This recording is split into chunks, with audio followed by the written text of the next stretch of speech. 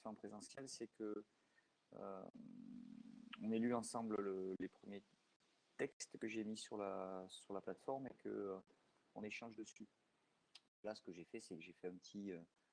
on va les lire de façon très rapide et qu'il y ait une discussion qui s'entame. Mais bon, s'il n'y a pas une vraie discussion, c'est que ça vous ouvre l'esprit sur les conduites à tenir, en fait, en cas d'élèves difficiles et surtout comprendre pourquoi des élèves peuvent devenir difficiles. Et je voulais qu'on commence par un et j'arrive pas, je sais pas, j'ai un problème depuis ce matin, j'ai essayé de le télécharger. C'est pour ça que je ne l'ai pas mis, parce que je voulais qu'on commence par celui-là. Du coup, ce que je vais vous demander, c'est de vous mettre sur les cursus en même temps, de façon à ce qu'on puisse lire les textes, pas les lire, mais qu'on puisse regarder, que vous puissiez suivre sur le texte en même temps que moi. Donc, on va, tant pis, je le laisse en... Putain, ça m'énerve, il se charge pas, ce con. Pourquoi il se charge? Ah, je vais parler vite. Et il a l'air de revenir. Alors, du coup, on va voir si on peut faire autrement.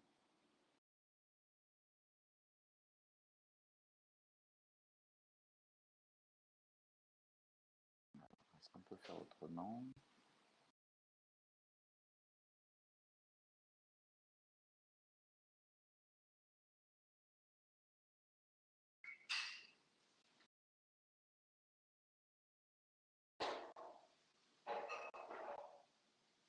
J'aurais voulu qu'on commence par celui qui était... Donc, si vous allez sur la plateforme, vous avez le premier, je sais pas, le premier paragraphe, c'est élèves en difficulté, le deuxième, c'est élèves difficiles. Et dans les élèves difficiles, c'est...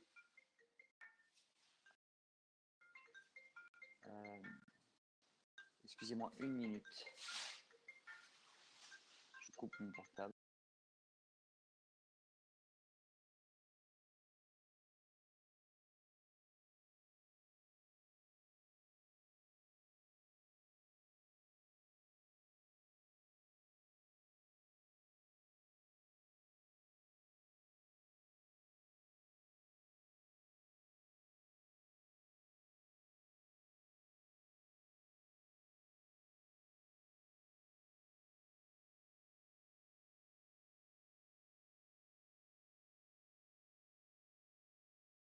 Ouais, excusez-moi, j'ai répondu, mais c'était notre ancienne directrice. C'était simplement pour lui dire que j'étais en cours et que je la rappelais plus tard.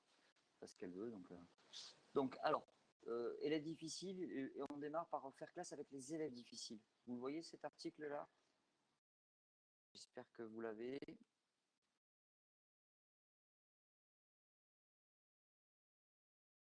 Donc c'est parce que celui-là il est assez intéressant. C'est un texte qui est issu d'une revue AEPS. Alors attendez, je vais essayer de me remettre sur vous parce que du coup je vous ai plus. Et je vais savoir si Marc oui, Maxime oui. Donc ça c'est bien. Là je vais réduire.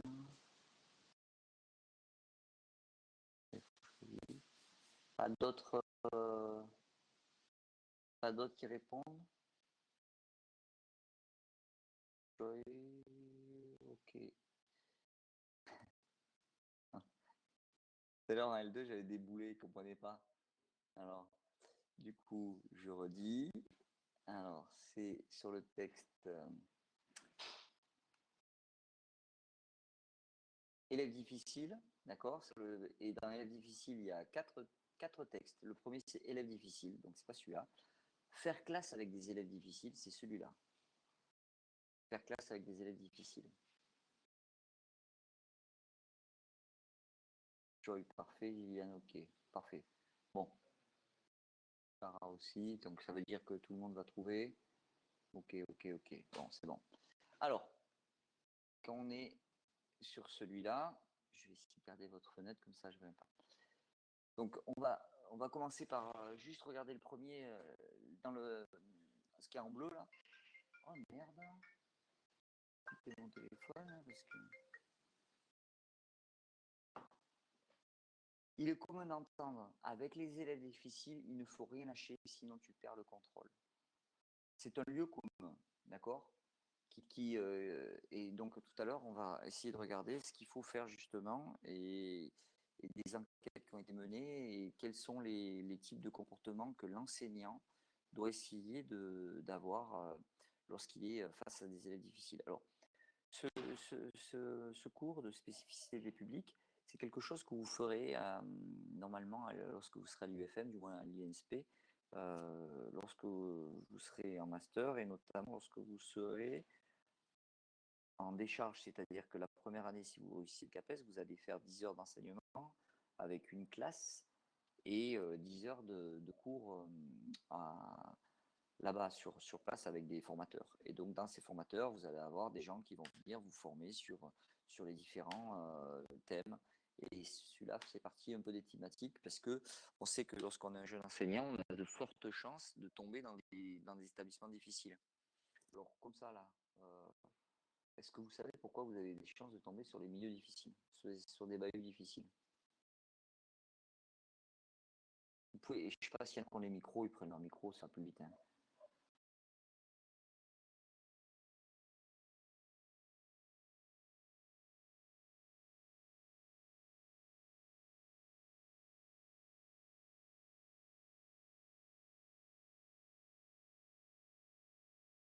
Alors effectivement, quand vous allez être nommé, vous allez rentrer dans l'éducation nationale, vous allez être obligé d'être nommé sur un premier poste. Alors le premier poste, c'est pas le poste sur lequel vous allez être titulaire, vous allez être stagiaire.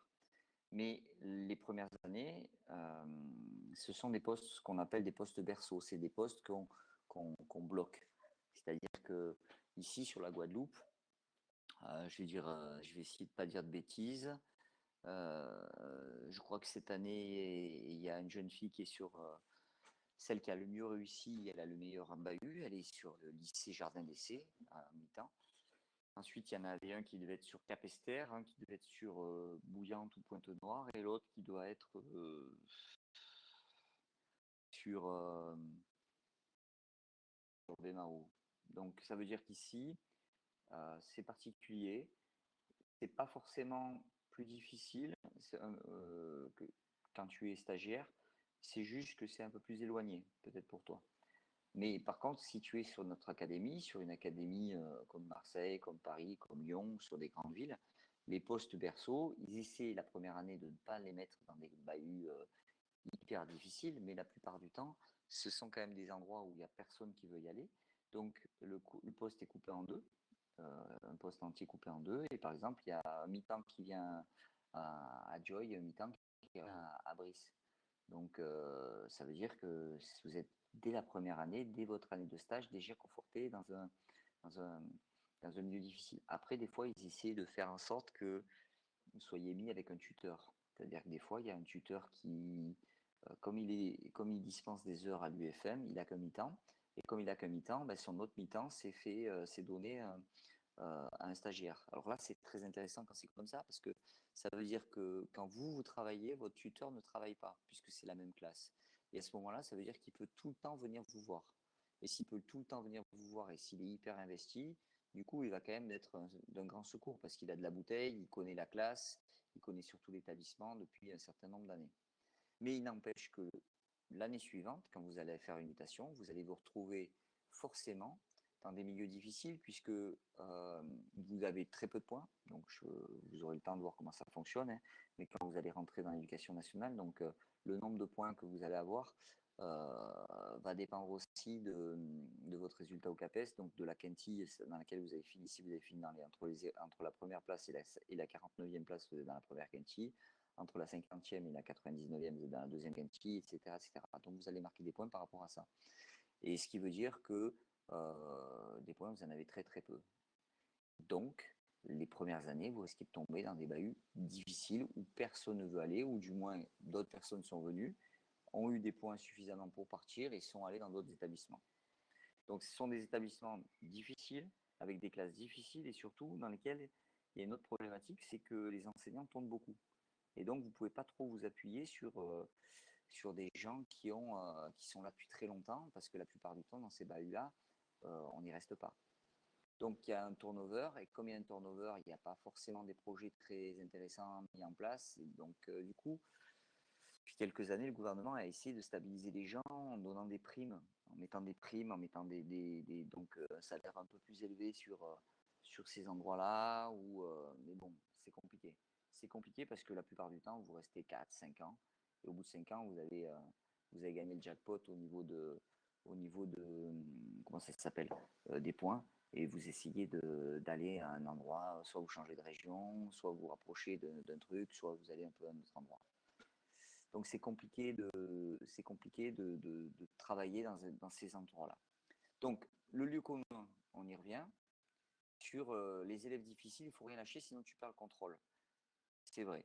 C'est-à-dire que dans un premier temps, on a plusieurs cas de figure, et on les verra tout à l'heure. Mais euh, les récits, il n'y a rien de mieux que les récits d'expérience. Donc à travers ce texte, ils vont tenter de montrer comment certains enseignants d'EPS réussissent quand même à tenir leur classe et en plus à dispenser des contenus d'enseignement. Parce que la difficulté que vous avez, c'est que vous, dans un premier temps, vous allez être content simplement parce que votre classe, vous l'avez tenue.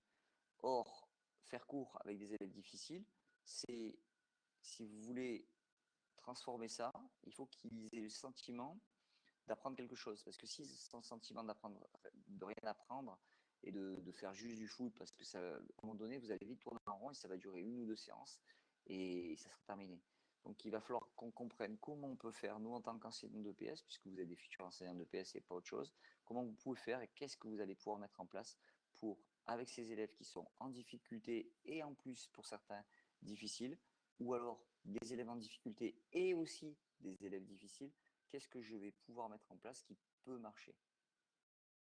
Alors, je ne lis pas tout, mais premièrement, 2 types de prise en main des élèves sont repérés. Ils répondent au dilemme de mettre les élèves en activité assez rapidement et d'attendre le calme de la classe. Deuxièmement, pendant les situations d'apprentissage, l'enseignant se focalise sur le travail qui est effectué et intervient de manière répressive en fonction d'une estimation coût-bénéfice en accordant une place importante à leur suivi. Ça veut dire que l'enseignant va être capable de savoir à quel moment c'est important d'intervenir et à quel moment ça ne l'est moins. C'est-à-dire que quand le coût d'intervention va être trop important pour ce que ça va apporter et générer, il faudra savoir être capable de ne pas s'énerver. C'est-à-dire que la difficulté pour vous, elle va être là. À quel moment je rentre dedans le gars? Quel bénéfice? Parce que vous ne pouvez pas rentrer dedans tous. À un moment donné, il y en a un qui va faire ci, l'autre qui va faire ça, l'autre qui va faire... Vers qui je me tourne?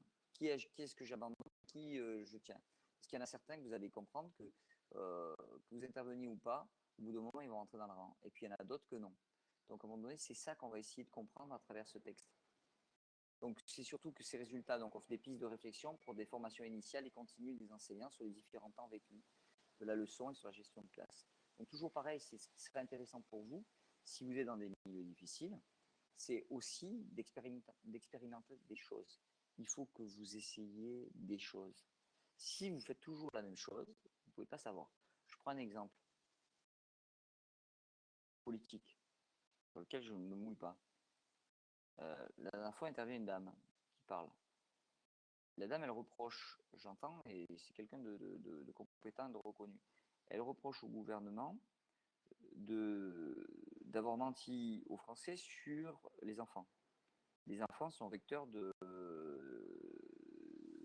la transmission de la maladie. Tout le monde en est conscient. Or, pendant un moment, le gouvernement a dit les enfants, il faut qu'ils retournent à l'école parce qu'ils n'attrapent pas et donc ils ne vont pas la donner. C'était faux. Tout le monde le savait. À un moment donné, il aurait fallu essayer de faire des expériences.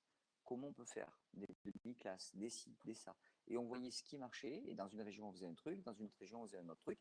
Et après, on faisait des... Alors, c'est vrai que du coup, tu avais des endroits où ça pouvait devenir cluster, etc. Mais tu pouvais le savoir et donc à tout à fait arrêter à certains moments. Même chose pour la cantine. Tu sais qu'à la cantine, c'est le moment où ça se transmet le plus le virus, puisque l'homme va parler et l'être humain va parler et manger, donc enlever son masque. Donc à un moment donné, qu'est-ce que je fais? Est-ce que j'y tente plusieurs expériences? Eh bien, vous, c'est la même chose. Si vous tentez jamais rien, vous ne saurez pas ce qui fonctionne et ce qui ne fonctionne pas. Donc il faut tenter des choses. Ça marche pas, tant pis, vous êtes planté, c'est pas grave. Ça, vous savez que ça marche pas. Après, c'est pas parce que ça n'a pas marché avec une classe que ça ne va pas marcher avec tout le monde. Et du coup, quand vous allez être enseignant, et même là aujourd'hui, ce qui marche bien, c'est des échanges, c'est des débats. je sais qu'il y a certains syndicats qui ont organisé ça, c'est des échanges. Des échanges qui tournent autour d'expériences vécues. Par exemple, moi, je sais pas, j'ai fait un cycle de gym, il y a quelque chose qui a bien fonctionné, je suis rentré dans la classe, etc., d'une certaine façon, je vous en avais parlé à un moment donné, j'avais fait mon mémoire là-dessus, comment j'arrive à créer un climat d'apprentissage serein qui va permettre à la classe de fonctionner. Eh bien, j'avais mis en place des choses, des observations où ils étaient notés, etc., etc., etc. Et quand ça marche, si ça marche avec moi, pourquoi ça ne marcherait pas avec Marc, ou pourquoi ça ne marcherait pas avec Céla? Si Céla, il le sait que ça marche, eh bien, il va l'essayer. Et puis si, j'en sais rien, si Henrik, il a essayé quelque chose dans une autre activité qui a fonctionné, ben, il va le dire à un autre, et l'autre, il va essayer de le faire fonctionner. Rappelez-vous, quand vous avez fait le cours de connaissance des parcours, je crois que vous l'aviez fait en première année, c'était la première maquette, donc en première année. Il y avait en verbe d'action ce que devait faire un enseignant, être capable de gérer un groupe, baba. Et à un moment donné, il y avait échanger. Euh, et l'échange est très important parce que c'est à un moment donné, je vais donner aux autres ce que j'ai fait et je vais avoir un retour critique. Donc ça veut dire que ce qu'il faudra que vous fassiez vous tout le temps, c'est que si vous vous enfermez dans votre petit monde et que vous ne dites pas aux autres ce qui se passe, vous allez, à un moment donné, vous allez exploser. C'est-à-dire que si à un moment donné, vous êtes en difficulté avec une classe, il faut le dire. Vous avez le droit d'être en difficulté. Si vous ne le dites pas, personne ne le sait. Si personne ne le sait, personne ne peut vous aider. Donc à un moment donné, je suis en difficulté avec ma classe, qu'est-ce que je peux faire? Est-ce que quelqu'un a quelque chose à me proposer? C'est exactement ça. Et ça, c'est le b.a.-ba des classes difficiles. Moi, j'ai eu la chance de travailler en ZEP et en REP, mais dans un établissement où les gens, à contrario de ce que j'ai dit tout à l'heure en préambule, euh, s'investissaient parce que c'était dans des quartiers où les gens étaient nés, donc ils restaient. Donc moi, j'avais, par exemple, quand je suis arrivé, j'étais jeune prof, mais j'avais 3 enseignants de PS qui étaient là et qui avaient 50, 52 et 53 ans, donc, et qui étaient là depuis 30 ans. Donc ça veut dire qu'ils connaissaient l'établissement, ils connaissaient les enfants. S'ils ne connaissaient pas ces enfants-là, ils avaient eu leurs frères, ils avaient eu même leurs parents. Donc en fait, vous voyez ce que je veux dire. Et donc là, du coup, quand vous avez quelque chose, vous pouvez vous appuyer. Et ces gens-là, de façon empirique, même s'ils n'ont pas fait plus d'études que ça, s'ils avaient juste eu un CAPES, et même un CAPES qui a été donné, parce qu'à l'époque, moi, quand j'ai commencé, il y avait plusieurs types de CAPES. Il y avait des gens qui étaient certifiés, il y en avait d'autres qui étaient aides, je ne sais pas quoi. Et tous ces gens avaient le même statut. Après, nous, au départ, c'était des gens qui étaient venus sur le professorat de PS complètement de façon différente. Il y en avait qui étaient venus par les clubs, par le fédéral. Il y en a d'autres qui étaient des instituts qui étaient venus profs de PS, etc., parce qu'ils avaient une valence en EPS. Donc ils avaient tous, en tous les cas, une formation initiale qui était différente. Et du coup, c'était très riche. Aujourd'hui, on a tous la même formation. Et du coup, on est un peu tous fabriqués sur le même moule. Donc des fois, il ne faut pas hésiter à échanger. Après, vous aurez toujours affaire à des mythos qui vont vous expliquer, qui sont des magiciens, ils vont vous expliquer toujours ce qu'il faut faire. Et quand vous les voyez faire, ils ne sont pas meilleurs que vous. Donc, comment réussir à faire classe avec les élèves difficiles? Je suis sur la page 44, là, sur la bas de page. Donc, on va voir des récits d'expérience qui vont traduire une pénibilité au travail. Il faut savoir et il faut être conscient que faire classe avec des élèves difficiles, c'est pénible. C'est très, très pénible. Et ce qui est pénible et ce qui est difficile, c'est de rentrer chez vous et de ne plus y penser. Vous ne pouvez pas ne pas y penser parce que vous allez y penser pendant votre sommeil, vous allez y penser pendant certains moments quand vous allez préparer la leçon, vous allez y penser quand vous allez faire un bilan et vous allez y penser tout le temps. Ce qu'il ne faut pas, c'est que ça commence à venir vous pourrir vos nuits et pourrir vos journées parce que sinon, là, ça devient dramatique. Donc, face aux classes difficiles, les enseignants expriment diverses difficultés. Ils vivent des situations scolaires comme particulièrement instables, épuisantes, par la nécessité de constamment faire de la discipline et de remettre les élèves au travail. Le récit d'un enseignant PCL2, donc à l'origine, PLC2, c'était ceux qui venaient d'avoir le CAPES et qui étaient en Master 2. Donc, j'ai beau hausser le ton, je me sens désarmé face à cet effet de groupe qui leur donne un sentiment d'impunité. Première chose, très très importante. Si je dois vous donner un conseil sur faire classe avec un élève difficile, quand vous avez un petit merdeux, un petit con ou une petite conne, il y en aura plein, plein. Il faut jamais, si vous devez aller au clash, il ne faut jamais le faire devant tout le monde. Parce qu'il va utiliser le groupe pour faire le malin et se mettre en évidence et encore plus vous énerver. Je vous donne un exemple qui n'est pas à refaire. Hein. je pense pas vous l'avoir dit. Une année, quand je suis arrivé en Guadeloupe, j'étais TZR, titulaire en zone de remplacement. Et je faisais des remplacements de partout. Et une année, je tombe à. Je me rappelle plus si c'est Capesterre ou Trois-Rivières. 2 bahuts de merde. Donc, je sais pas, tant pis, je suis désolé s'il y en a qui ont été dedans, mais vraiment, c'est des bahuts où j'ai gardé une très très mauvaise image, à la fois des enfants qui étaient absolument odieux, des collègues qui n'étaient pas super solidaires, et surtout une administration qui tient pas la route. C'est ce qui sera le plus important quand vous allez être enseignant, c'est-à-dire quand vous allez être enseignant, ce qu'il faut, c'est quand vous allez au boulot, vous ayez envie d'y aller. Quand est-ce que j'ai envie d'aller au boulot? Quand j'ai des collègues qui sont relativement agréables, quand j'ai des élèves qui sont agréables. Après, vous n'aurez pas toujours ça. Donc il faut qu'il y en ait au moins un des deux. Il faut que vous puissiez dire 2-3 conneries avec vos collègues si les élèves sont pourris, etc. Alors tous les élèves ne sont pas pourris, mais il y en a qui arrivent à pourrir une classe. Et donc moi j'étais dans ce bahut, alors je crois que c'était Trois-Rivières.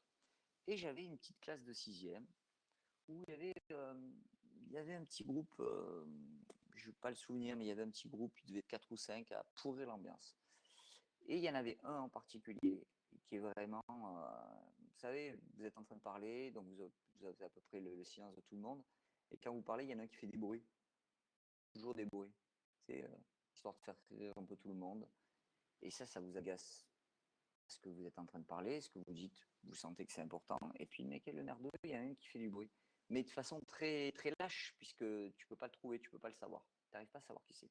Donc ça t'énerve, ça te monte, ça te monte, ça te monte. Et après, à un moment donné, tu le vois. Tu vois qui c'est. Qu'est-ce que tu fais? Tu interviens dans tout le monde? Si tu interviens dans tout le monde, qu'est-ce qui va se passer? Tu vas lui dire que tu le vires de ton cours, mais le virer de ton cours, c'est peut-être ce qu'il cherche. Et donc, moi, je me rappelle cette année-là, à un moment donné, on faisait gym. Et je sais plus comment ça se passe, dans le rangement du matériel, etc. Le merdeux, je l'ai chopé. Je l'ai chopé dans un coin, là. Il y avait un recoin. Je l'ai chopé, je l'ai foutu contre le mur. Je l'ai collé la tronche contre le mur en le tenant avec la main là, au niveau du visage. Et je lui ai donné 2 secondes. Je lui ai dit, écoute mon gars, tu recommences un truc comme ça, je te fracasse. Là, il n'y a personne qui t'entend, tu es tout seul. Et donc, c'est pas bien ce que j'ai fait. Ce que j'ai fait, c'est pas bien. Mais ce que je veux vous dire par là, c'est qu'à un moment donné, qu'il y en a un qui vous emmerde, qui vous fait suer, etc. Il faut pas le prendre faut pas le prendre devant tout le monde. Vous êtes mort. Il va falloir que vous arriviez, vous faites sortir tout le monde, vous le gardez. Alors faites attention qu'il y ait toujours quelqu'un qui soit là, témoin, un autre prof, etc., que le gamin il n'arrive pas à raconter des conneries sur vous, surtout si vous êtes un mec et que c'est une gonzesse, qui ne viennent pas dire qu'il est, etc., etc. Donc vous faites en sorte qu'il y ait toujours un collègue qui soit dans le coin, et derrière, vous le menacez. Vous le menacez gentiment, mais vous le menacez par rapport à ses parents. Si écoute-moi bien, tu n'arrêtes pas de me faire suer. Donc, il y a deux solutions. Là, je prends ton carnet, je mets un mot à tes parents, je te convoque tes parents. Bon, est-ce que ça va changer quelque chose? Je sais pas. Par contre, il y a une deuxième solution, c'est que moi, je te fais un rapport tous les jours. Tu ne le sais pas, mais à chaque fois, je fais un rapport. Les rapports, ils sont en train de s'additionner. Donc, ça veut dire que le prochain coup, ça va être une exclusion temporaire d'un jour, de 2 jours, etc., etc. Et ça va aller jusqu'à l'exclusion finale. Tu feras moins le malin. Quand, au lieu d'être à Trois-Rivières, tu vas te retrouver à Basse-Terre ou tu vas te retrouver à Capesterre. Tu feras moins le malin parce que tu connaîtras personne, tu seras dans des clans. Donc, vous voyez, il faut un peu le menacer de cette façon. Après, il faut que vous fassiez attention parce qu'il y a des gamins qui en ont même là, face à vous, ils n'oseront, ça leur fera rien, quoi. Ils iront quand même au clash. Et donc là, dans ces cas-là, il faut que vous soyez sûr qu'au niveau de la CPE, ça va suivre. En l'occurrence, là où j'étais à Trois-Rivières, ça n'avait pas suivi. La CPE, c'était une conne qui donnait toujours raison aux élèves. Du coup, ça avait fini cette histoire, j'en avais eu marre, j'avais convoqué la mère devant le chef d'établissement, mais après, c'est toujours pareil, quand vous êtes TZR, vous venez d'arriver et qu'il y a déjà des trucs comme ça, vous passez pour celui qui n'arrive pas à tenir ses classes, etc. Donc, première solution, l'effet de groupe. Face à l'effet de groupe c'est comme une meute de chiens. S'il y a 5-6 chiens, ils vont vous attaquer. S'il y a un seul chien ou il y a 2 chiens, ils ne vont pas vous attaquer. Donc, il faut que vous profitiez. Et le problème, il est qu'on verra dans le deuxième texte, aujourd'hui, euh, l'enseignant a tout à reconstruire. C'est-à-dire qu'avant, l'enseignant était respecté, comme le curé, comme le ci, comme le ça. Il y avait un respect. Aujourd'hui, il n'y a plus de respect. Donc, comme il n'y a plus de respect, il y a tout à reconstruire. Donc, l'enseignant est en train de dire, j'ai beau hausser le ton, je me sens désarmé face à cet effet de groupe qui leur donne un sentiment d'impunité. Ils font ce qu'ils veulent. Bruit divers, ricanement, déplacement furtif, rien ne les arrête. La sonnerie retentit déjà, elle me laisse en colère, épuisée, avec un fort sentiment d'échec et de culpabilité. Encore une fois, je n'ai pas réussi à gérer la classe. C'est compliqué, hein, c'est compliqué. Donc malaise, souffrance, des enseignants qui sont au cœur de tout ça. D'accord? Donc c'est les difficultés, l'impuissance qui à un moment donné, vont vous pourrir votre quotidien. Ce mal-être provoque un fort taux de rotation dans les établissements de milieux difficiles. Donc qu'est-ce que vous faites? Vous vous dites, c'est pas grave, pendant 2-3 ans, je vais essayer de tenir le coup, et dans 2-3 ans, j'aurai les points, et je m'en vais. Voilà le contexte qu'il y a aujourd'hui dans l'éducation nationale en France. Et c'est compliqué parce que du coup, on ne résout jamais rien. Parce que qu'est-ce qui pourrait permettre de résoudre ces choses? Des projets. Mettre en place des projets où on va les amener ci, on va les amener ça. Je vous ai déjà expliqué que l'éducation nationale tente des choses, mais le problème, c'est que dans les projets, souvent, il n'y a pas de bilan. Et il y a beaucoup de moyens qui sont donnés et que derrière, il n'y a pas de bilan. Je vous avais donné l'exemple des classes, ce qu'on appelait les classes relais. J'en ai déjà parlé des classes relais.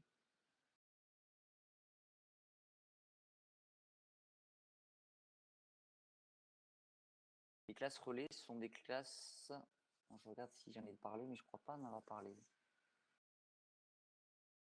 Les classes relais, en fait, ce sont des classes où on met tous les gamins qu'on voudrait sortir du lot. Par exemple, je vais vous donner un exemple.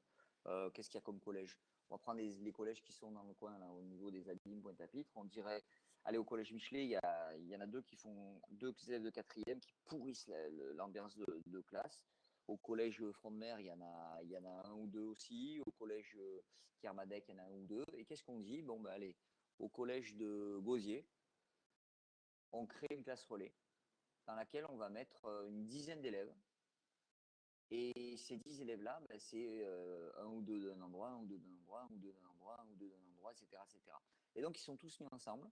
Et du coup, ils vont avoir des enseignants du collège de Gauzier, qui vont venir et qui vont vouloir accepter de les prendre. Donc, en EPS, en art plastique, etc.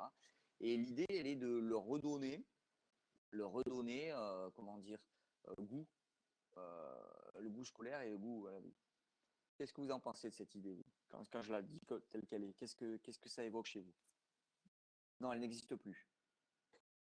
Mais ça a été un essai. Qu'est-ce que ça vous évoque chez vous?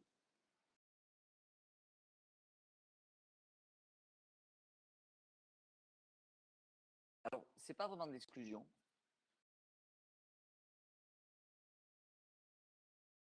Parce que quelque part, l'exclusion, ça serait les mettre dans un. Là, c'était un système quand même dans lequel il y avait beaucoup d'argent. C'est-à-dire qu'il y avait plein de possibilités.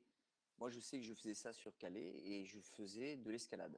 C'est-à-dire que je sortais beaucoup en escalade et sur des sites naturels. C'est-à-dire qu'on partait en bus, on allait. Tu vois, tu avais peut-être 30 minutes de bus. Du coup, tu avais une belle falaise, tu faisais de l'escalade, tu pique-niquais, tu revenais. Après, il y avait de la pêche. Il y avait un autre prof qui les amenait à la pêche. Il y avait un autre prof qui les amenait visiter un musée. Il y avait un autre prof qui les amenait à un autre endroit. Donc, il y avait quand même. C'était pas de l'exclusion pure, parce que c'était. Il y avait quand même un souci de vouloir les réintégrer dans quelque chose. Mais à votre avis, dès le départ, est-ce que c'est pas un peu faussé?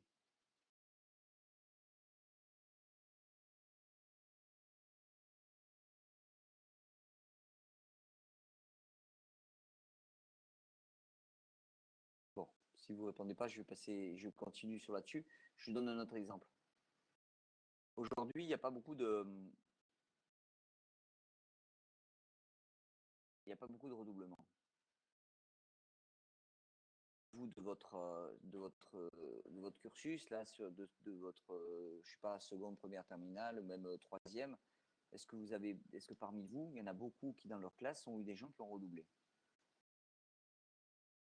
de votre connaissance? Non. Marc, non. Annick, non. Ok, vous êtes à peu près tous d'accord pour dire. Attends, quand même, j'ai vu qu'il y avait Gilliane qui voulait parler, mais je crois pas.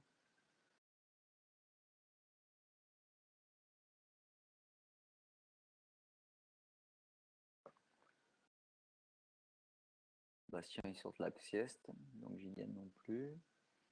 Bon, on part du principe que non. Avant, il y a pas tant que ça. Hein. Moi, j'ai travaillé à Bainbridge, je vous l'ai déjà dit, peut-être pas. On faisait des classes avec que des redoublants. C'est-à-dire que c'était des essais.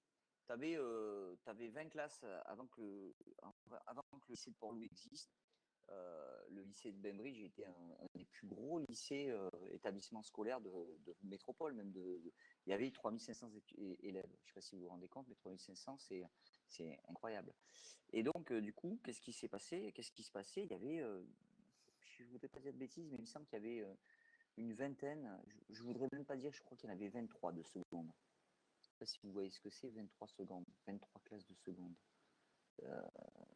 Je ne sais pas si c'est possible d'imaginer 23 classes de seconde, ce que ça peut générer derrière en première. Alors, je ne connais pas, Marc, si tu étais à Basse-Terre, je ne connais pas le Gerville-Réhache, la grandeur du lycée, mais ça n'a rien à voir quand même. Il y avait 23 classes de seconde, donc il y avait, je sais pas, il y avait une quinzaine ou 17 ou 18 classes de première, et je peux vous imaginer même pas les classes de terminale. Et donc, dans ces classes de seconde, ils faisaient redoubler à l'époque. Il y a une vingtaine d'années, on faisait encore redoubler. Et qu'est-ce qui se passe quand on fait redoubler? Forcément, si on fait redoubler un, voire peut-être deux dans certaines classes, mais il y en a toujours au moins qui redoublent. Donc ça fait quand même 23. Et s'il y a une dizaine de classes, une dizaine de secondes dans lesquelles il y en avait deux, ça fait vite une classe. Ça fait 33 élèves. Et bien, qu'est-ce qu'on faisait? On mettait les 33 élèves dans la même seconde l'année suivante.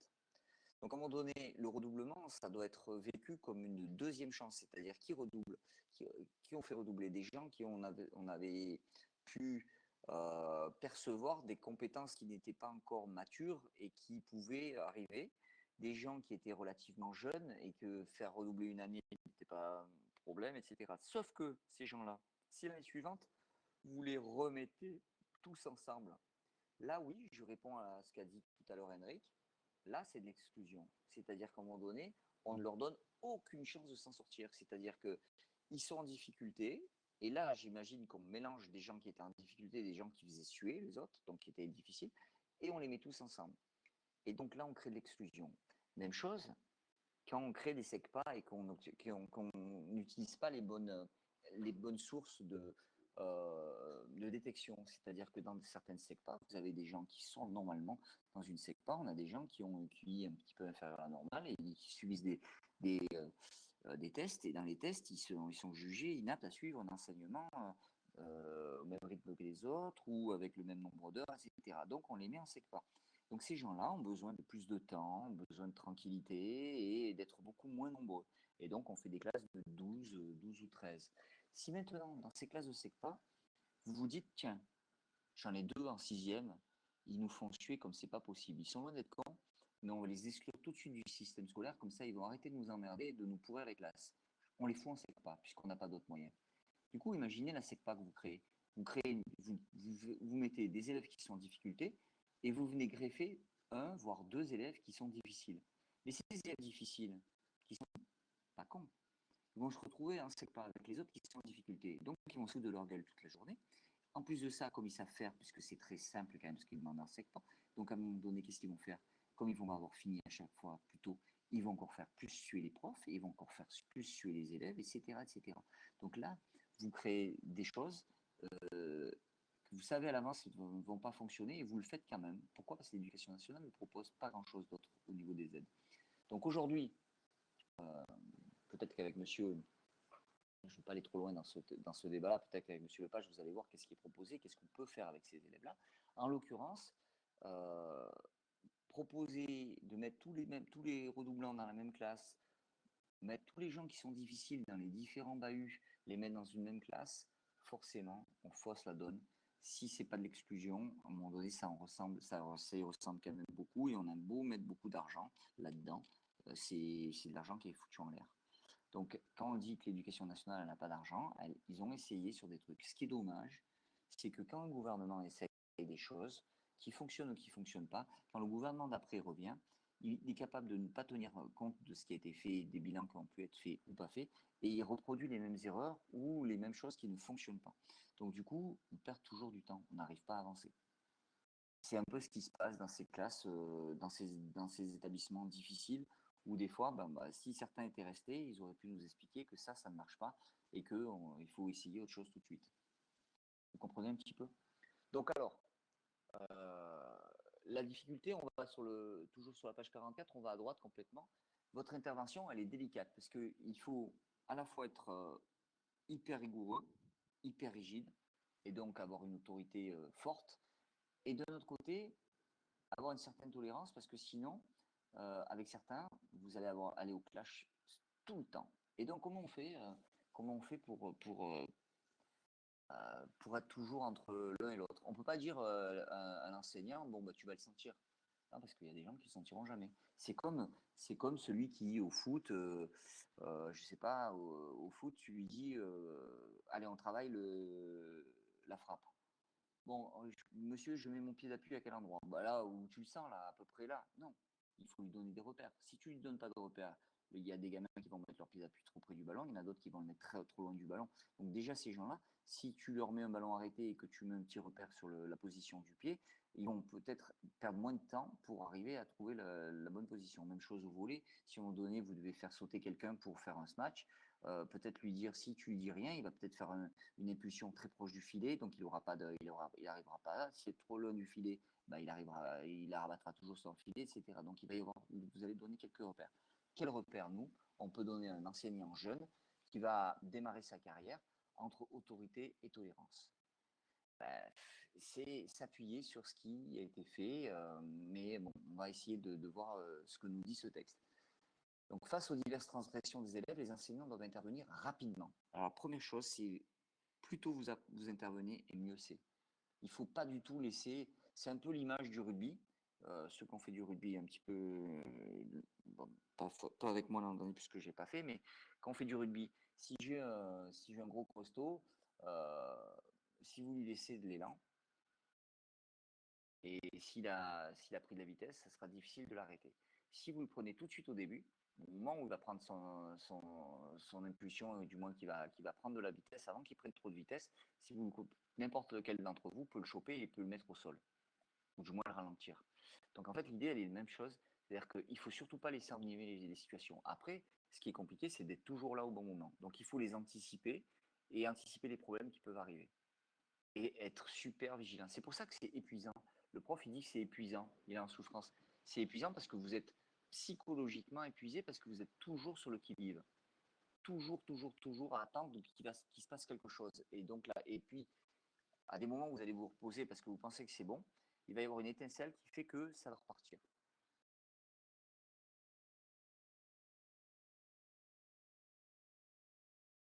Donc on passe à la page d'après. Vous faites des remarques à chaque fois quand vous voulez. Hein. Donc, je vais un peu plus loin, juste après la parenthèse où il y a Davis et Rochex 95. L'intervention des enseignants est motivée par plusieurs enjeux qui se superposent. Ne pas entrer en conflit avec les élèves dès l'entame du cours.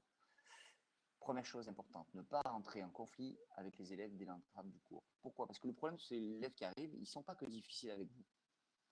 Donc il y a des créneaux sur lesquels c'est super intéressant de les avoir, notamment souvent le créneau du matin, très tôt, puisqu'ils arrivent, ils n'ont pas eu encore d'autres enseignants, ils n'ont pas rencontré d'autres élèves, etc. Ils arrivent de chez eux, ils sont plus ou moins la tête un peu fatigués, etc. Donc c'est un créneau qui est assez intéressant. Après, il y a des créneaux qui sont intéressants, c'est en métropole, ça bosse beaucoup le samedi matin. Et les classes qui sont très difficiles le samedi matin, c'est pas la même chose, parce que le samedi, il y a moins d'élèves dans un bahut. Je ne sais pas si vous étiez dans des établissements qui fonctionnaient le samedi, mais qu'est-ce qui crée un petit peu d'attention? C'est le nombre d'élèves et la capacité à pouvoir trouver quelqu'un pour l'emmerder. Et donc, s'il y a moins d'élèves, il y a moins de sollicitations, etc. Donc, le samedi matin, c'est des moments qui sont propices à faire de l'EPS, qui sont propices à d'autres enseignements parce qu'ils ont déjà, c'est une matinée. Donc, ça veut dire qu'on ne vient pas longtemps. Vous, j'imagine que le jour où vous avez cours que le matin, vous vous levez plus facilement et vous venez plus facilement en cours que les jours où vous avez toute la journée. Ça, c'est évident. Dans votre tête, inconsciemment, ça vous fait chier d'avoir, vous savez, une journée, vous avez 8 heures de cours, vous la démarrez le matin, mais vous n'êtes pas hyper motivé. Et si vous n'avez que 2 heures ou 4 heures de cours, vous allez être motivé. Donc là, c'est la même chose pour les élèves. Donc quand ils viennent sur une demi-journée, ils sont un peu plus motivés. Et des fois, en fin de journée, ils sont un peu plus fatigués aussi. Donc le PS peut être intéressant sur un créneau 15-17, euh, sur lequel où ils ont déjà un petit peu toute la journée, ils se sont un peu déjà tiré la bourre. Donc quand ils viennent, si l'activité leur plaît, ça peut le faire. Donc très tôt le matin, un peu plus tard le soir, ou alors sur des demi-journées où il y a moins de monde et il y a pas grand... Je sais que certains collèges, il y avait des collèges où des après-midi sont banalisés. Donc il y a, je sais pas, je vais dire une bêtise, mais les troisièmes peuvent faire une sorte d'entraînement au brevet quand il y avait le DNB, et du coup les quatrièmes venaient et les sixièmes, cinquièmes étaient libérés. Donc les quatrièmes qui venaient faire EPS, même si c'était des classes difficiles, ça passait bien parce qu'il y avait qu'eux qui étaient, et donc c'était super calme dans l'établissement. Le calme amène le calme. Donc c'est pour ça que vous, dans vos préparations de cours et dans votre, comme on dit, ce que je vous ai dit tout à l'heure, c'est l'ambiance de cours que vous allez mettre, il faut que ça soit une ambiance apaisée. Et si vous mettez d'attention tout de suite, en rentrant en conflit, c'est compliqué. Ensuite, asseoir le PS comme une discipline d'enseignement dans laquelle il faudra travailler, non pas simplement s'amuser. Donc déjà, il faut toujours garder à l'esprit que l'enfant, quel qu'il soit, a toujours besoin de récompense. Et donc la récompense, ça peut être une récompense extrinsèque, ça peut être une note. Et il y en a qui n'en ont rien à faire, mais il y en a quand même beaucoup qui ont quelque chose à faire de la note. Et donc à un moment donné, ne pas travailler, c'est de pouvoir se préparer à avoir une mauvaise note. Donc du coup, vous pouvez aussi faire un contrôle continu, comme on fait nous, par exemple, en conditions physiques, pour s'assurer que tous les gamins ils travaillent tout le temps en première année de SAPS et ne cherchent pas à tricher, etc. Ils sont notés sur 2 points, chaque séance. Tu fais, tu peux avoir 2 points, tu fais pas, tu as 0. Déjà, ça te fait chier quand tu fais pas, parce que tu sais déjà que tu as 0 à la séance. Donc du coup, tu t'investis un tout petit peu plus. Et donc là, la récompense extrinsèque, elle marche quand même un petit peu. Donc, leur faire comprendre qu'il peut y avoir une note. Et on n'est pas là pour juste s'amuser. Parvenir à faire travailler les élèves, quitte à s'opposer à leur représentation de l'EPS. Donc là, ça c'est compliqué, hein, parce que lorsque je prends des gamins difficiles qui n'ont pas envie de faire gym, parce que la gym c'est pour les gonzesses, euh, ça va être compliqué. Mais par contre, à toi d'être malin, et avec eux, avec ceux-là, faire que de l'accro. C'est-à-dire que faire des saltos, des sauts de main, des choses difficiles dans lesquelles ils vont être un peu en échec et surtout qu'ils vont être obligés d'aller sur le risque. Et donc là, quelque part, et si vous arrivez à faire du risque, faire en sorte que ça devienne du risque maîtrisé, ben vous faites de la gym, hein, puisque faire un salto, faire un double salto ou faire un salto, arriver, etc., ou des saltos arrière, ou des sauts de main, ou des flips, ou des choses comme ça, c'est faisable avec des gamins qui sont hyper toniques, etc. Et du coup, vous allez les mettre dans une situation où ils vont avoir envie de venir parce que ça leur plaît de faire des acrobaties. Et deuxièmement, ils vont avoir envie de venir parce qu'ils n'y arrivent pas vraiment. Et comme ils veulent y arriver, et c'est toujours intéressant, après, ben, si je sais faire un salto arrière, ben, lorsque je serai à la plage cet été, je vais faire un salto arrière, ou lorsque je vais marquer un but au foot le dimanche, je vais faire un salto. Toutes ces choses-là, ils arrivent tout de suite à avoir l'intérêt pour eux de se le représenter plus tard et de se l'approprier. Donc, après, c'est épuisant pour vous, hein, parce que si vous avez un groupe classe sur lequel vous êtes de l'acrobatie et l'autre vous êtes sur autre chose, il faudra que vous soyez hyper vigilant dans vos cours. Mais vous pouvez toujours essayer. Ne pas renoncer à ses convictions concernant son rôle et sa mission d'enseignant. Donc ça, c'est important aussi. Vous êtes un enseignant, vous avez une mission. Et donc, il ne faut pas y renoncer. Donc là, si c'est la mission, c'est de s'opposer toujours à celui-là pour lui montrer qu'à un moment donné, c'est pas le vous le chef, mais pour lui montrer qu'il y a des règles et que les règles existent et que demain, dans la société du travail, il aura des règles. Et si le gamin il n'est pas capable d'arriver à l'heure, ben, c'est pas parce que c'est le cadre de la classe, ben, il est comme les autres à un moment donné, il aura peut-être un tout petit peu plus de tolérance, mais il rentre dans le même cadre. Et il faut qu'il apprenne de lui-même à arriver à l'heure. Donc à vous de ne pas renoncer à ces convictions-là. Et ensuite, parvenir à garder le contrôle de la classe. Ça, c'est la première chose, c'est-à-dire que vous, votre rôle, vous êtes fonctionnaire, vous avez une classe, on vous a donné une classe, il faut que vous en ayez le contrôle à tout moment. Il ne faut pas qu'elle vous échappe. Et pour pas qu'elle vous échappe, il faut que vous soyez maître de la classe. Et donc, maître de la classe, c'est anticiper tous les débordements qui peuvent y avoir. pourrait y avoir. Donc, comment je fais pour mettre tout ça en application? Alors, on va avoir deux comportements, un comportement A et un comportement B. Deux formes opposées de management de la classe qui sont mis en évidence. Un, le A, un cadrage de tous les comportements déviants, ou alors à l'opposé, une tolérance là-dessus, empathique, etc. Donc, est-ce qu'il y a un vrai cadre? Est-ce que ça marche toujours? Est-ce qu'à un moment donné, il y a des défaillances dans l'un comme dans l'autre? On va essayer de voir ce qu'ils disent. La première forme de management consiste à contrôler toutes les transgressions de la classe pour cadrer les comportements des élèves. L'idée est qu'il ne faut rien laisser passer pour en garder le contrôle. Les règles de vie de classe sont clarifiées explicitement. Certains enseignants organisent même une co-construction collective des règles en établissant une charte des droits et des devoirs. Alors ça marche bien. C'est-à-dire que si ce qui marche bien, c'est que vous créez avec vous le règlement de votre classe. C'est-à-dire qu'il y a un règlement intérieur, ça effectué. Vous n'allez pas vous amuser à lire le règlement intérieur qui est dans le livret, mais vous allez créer un comportement avec eux. Qu'est-ce qu'on a le droit de faire en EPS et qu'est-ce qu'on n'a pas le droit de faire? Et vous allez peut-être perdre une séance avec eux dans laquelle vous allez noter 10 règles de vie à fonctionner et quand on les transgresse, on sait qu'on l'a transgressé et qu'on a fait partie prenante de ceux qui ont créé cette charte. Donc, à un moment donné, je la transgresse, voilà, ben, je sais que j'ai droit à ça. Donc, vous allez mettre en place des règles qui sont édictées. Tout manquement à ces règles va entraîner une punition ou quelque chose derrière, alors une punition plus ou moins grave. Vous imaginez que si dans les règles vous avez mis qu'il est interdit de se battre avec son camarade, je me bats avec mon camarade, voilà ce que ça déborde. Me déborde, c'est exclu du cours, réunion avec le principal, et du coup, crainte de quelque chose. Après, je me suis engueulé avec un autre, ou je sais pas, je mâche du chewing-gum, c'est une autre forme de délit, on est d'accord. Et la difficulté, je ne sais pas si vous pouvez l'avoir eu, souvent on a des élèves, on les entend parler quand on discute, c'est que ils prennent une heure de colle parce qu'ils ont oublié un livre, ou ils prennent une heure de colle parce qu'ils mangeaient un chewing-gum, ou ils prennent une heure de colle parce qu'ils se sont pris la tête avec une autre personne. C'est pas du tout la même chose. Et du coup, la punition est identique pour trois actions qui sont considérées comme complètement différentes dans la hiérarchie. C'est-à-dire oublier son livre, bon, c'est sûr que c'est chiant. Mais est-ce qu'on ne peut pas trouver une solution? Oublier son livre, je ne sais pas, donne une chance. Alors si tu l'as oublié une fois, voilà, si tu l'oublies deux fois, mets-toi d'accord, il faut que la personne elle soit à côté de quelqu'un qui l'est, ou j'en sais rien, je sais pas, est-ce que mâcher du chewing-gum, c'est sûr que c'est embêtant, mais est-ce que c'est plus grave que de se battre avec quelqu'un dans la classe? Est-ce que c'est plus grave que de s'en prendre au professeur et je sais pas. Donc il y a une hiérarchie dans les et donc tout ne peut pas amener à la même punition. Vous comprenez ce que je veux dire? C'est-à-dire que qui c'est qui s'est pas déjà fait coller? Il y en a qui ne sont jamais fait coller là? Quand vous étiez au collège? Bah oui, ça veut dire quoi? Tu t'es fait coller? Non, jamais collé, Marc. Oh putain.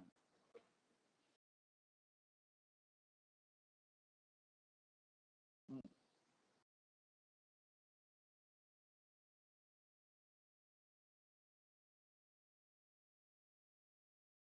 Ah, je dis pas qu'il faut se faire coller, mais ne jamais s'être fait coller, bah, c'est quand même vous avez loupé quelque chose.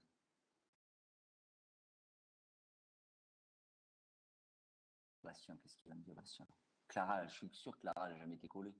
Quoique, elle est un peu rebelle, Clara, elle peut. Ah, bien, Bastien, tous les vendredis. Alors après, euh, tout dépend. Et ouais, parce que. Alors tout dépend de la gravité du truc, hein. Mais sans rentrer sur la fiche de suivi. Tu étais dans quel établissement, Bastien?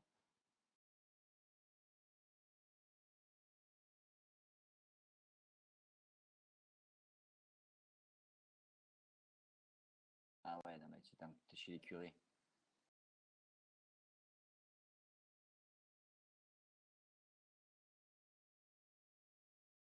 C'est le piège, ça.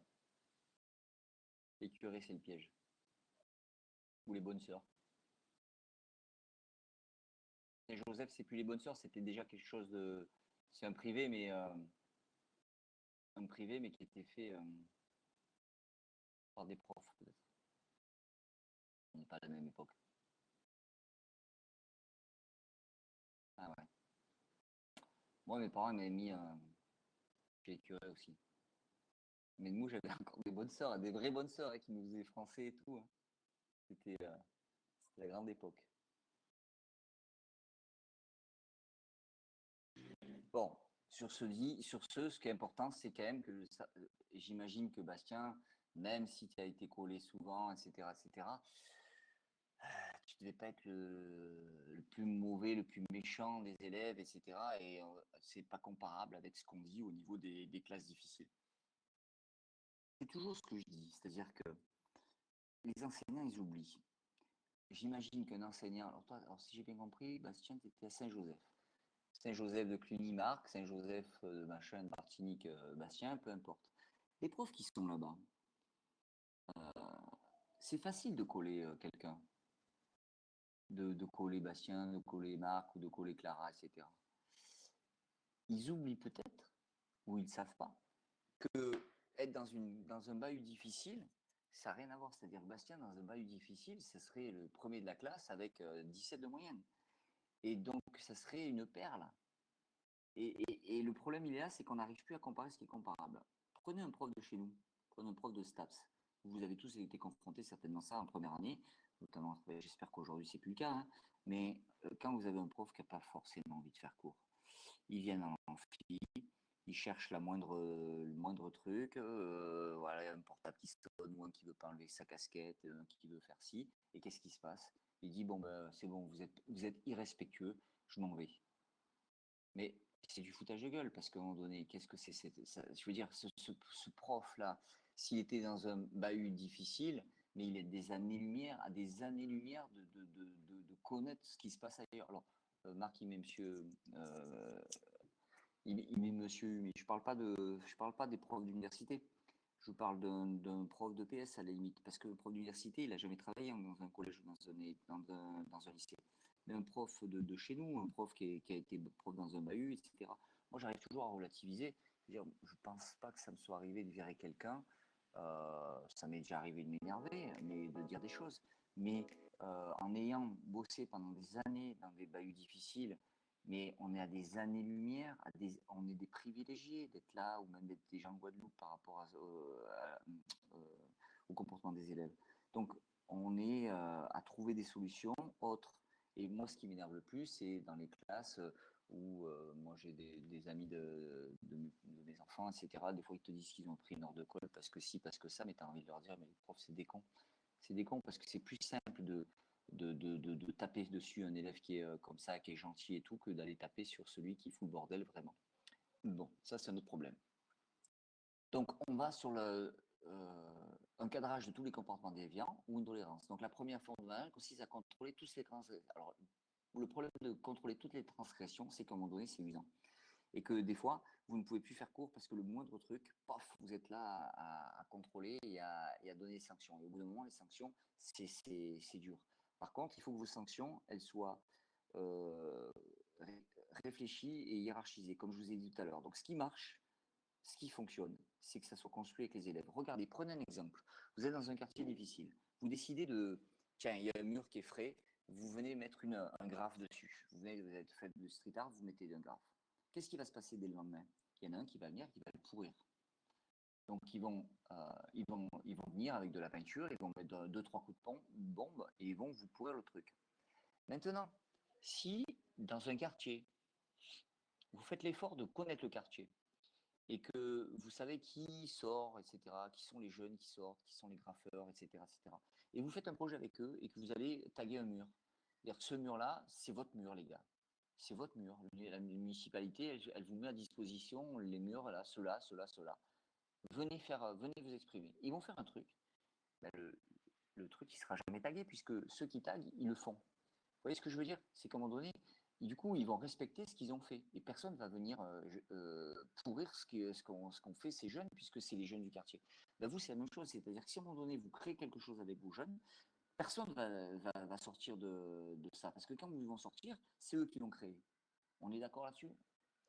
Alors, qu'est-ce qu'il dit? Juste, je regarde. 1 heure de colle quand ils ont oublié leur tenue 2 fois. Leur tenue 3 fois. Alors, après, là, il y a quelque chose qui est hiérarchisé, Marc. C'est-à-dire que tu as oublié ta tenue de sport. Est-ce que tu fais sport? Ça dépend. La première chose, est-ce que tu fais sport? Est-ce que les élèves font sport? Maintenant, je comprends le prof, c'est-à-dire s'il y a une tenue à avoir, tu l'oublies une fois, ok, cadeau. Je vais te filer un t-shirt du bahut. Tu l'oublies 2 fois, là tu commences à me faire suer parce que ça veut dire que tu n'as pas envie de faire sport. J'appelle tes parents et je te dis attention, la prochaine fois, t'es collé. Tu l'oublies une 3e fois, tu me cherches. Tu me cherches, donc à un moment donné, je t'ai prévenu une fois, j'ai prévenu 2e fois, j'ai prévenu tes parents, donc il y a une avancée quand même dans le truc. La 3e fois, tu me prends pour un imbécile. Donc là-dessus, je trouve que est-ce que ça va changer les problèmes? Est-ce que ça va régler le problème qu'il y ait 1 heure de colle? Je sais pas. Ça fait toujours suer, hein. Alors tout dépend quand est-ce qu'elle est cette heure de colle. Moi j'étais tombé dans un bahut à un moment donné où les heures de colle, ils venaient, ils les faisaient en EPS. C'est-à-dire que tu prenais 1 heure, 2 heures, mais on ne voulait pas ennuyer les surveillants, on ne voulait pas ennuyer, etc. Donc si c'était moi qui t'avais collé, bon ben à un moment donné, tu finissais à 15 heures le mardi après-midi, eh ben, tu venais avec moi de 15 à 17. Et de 15 à 17, je te faisais faire des trucs. Du coup, c'était pas perçu de la même façon. Parce que le problème de l'heure de colle, c'est que à quoi elle sert l'heure de colle? C'est-à-dire que je te punis, ok, mais à quoi ça sert? Si c'est pour venir en heure de colle et ne rien avoir à faire, c'est un peu embêtant. Si c'est pour venir en heure de colle, je t'ai collé en EPS, donc du coup, je vais te faire un exposé. Ça te fait suer de faire un exposé. Donc, il y a plein de choses qui sont. C'est-à-dire qu'il y a une punition, elle est valable, elle est normale, mais maintenant, qu'est-ce que je vais te faire faire? Donc, il y a plein de trucs à réfléchir. J'espère que vous aurez plein d'idées là-dessus. Donc, j'essaie d'avancer un peu plus vite parce que c'est pas là-dessus que je voulais aller le plus. Et il est déjà 15 heures. Je regarde ce que dit Bastien, je voulais voir ce qu'il disait.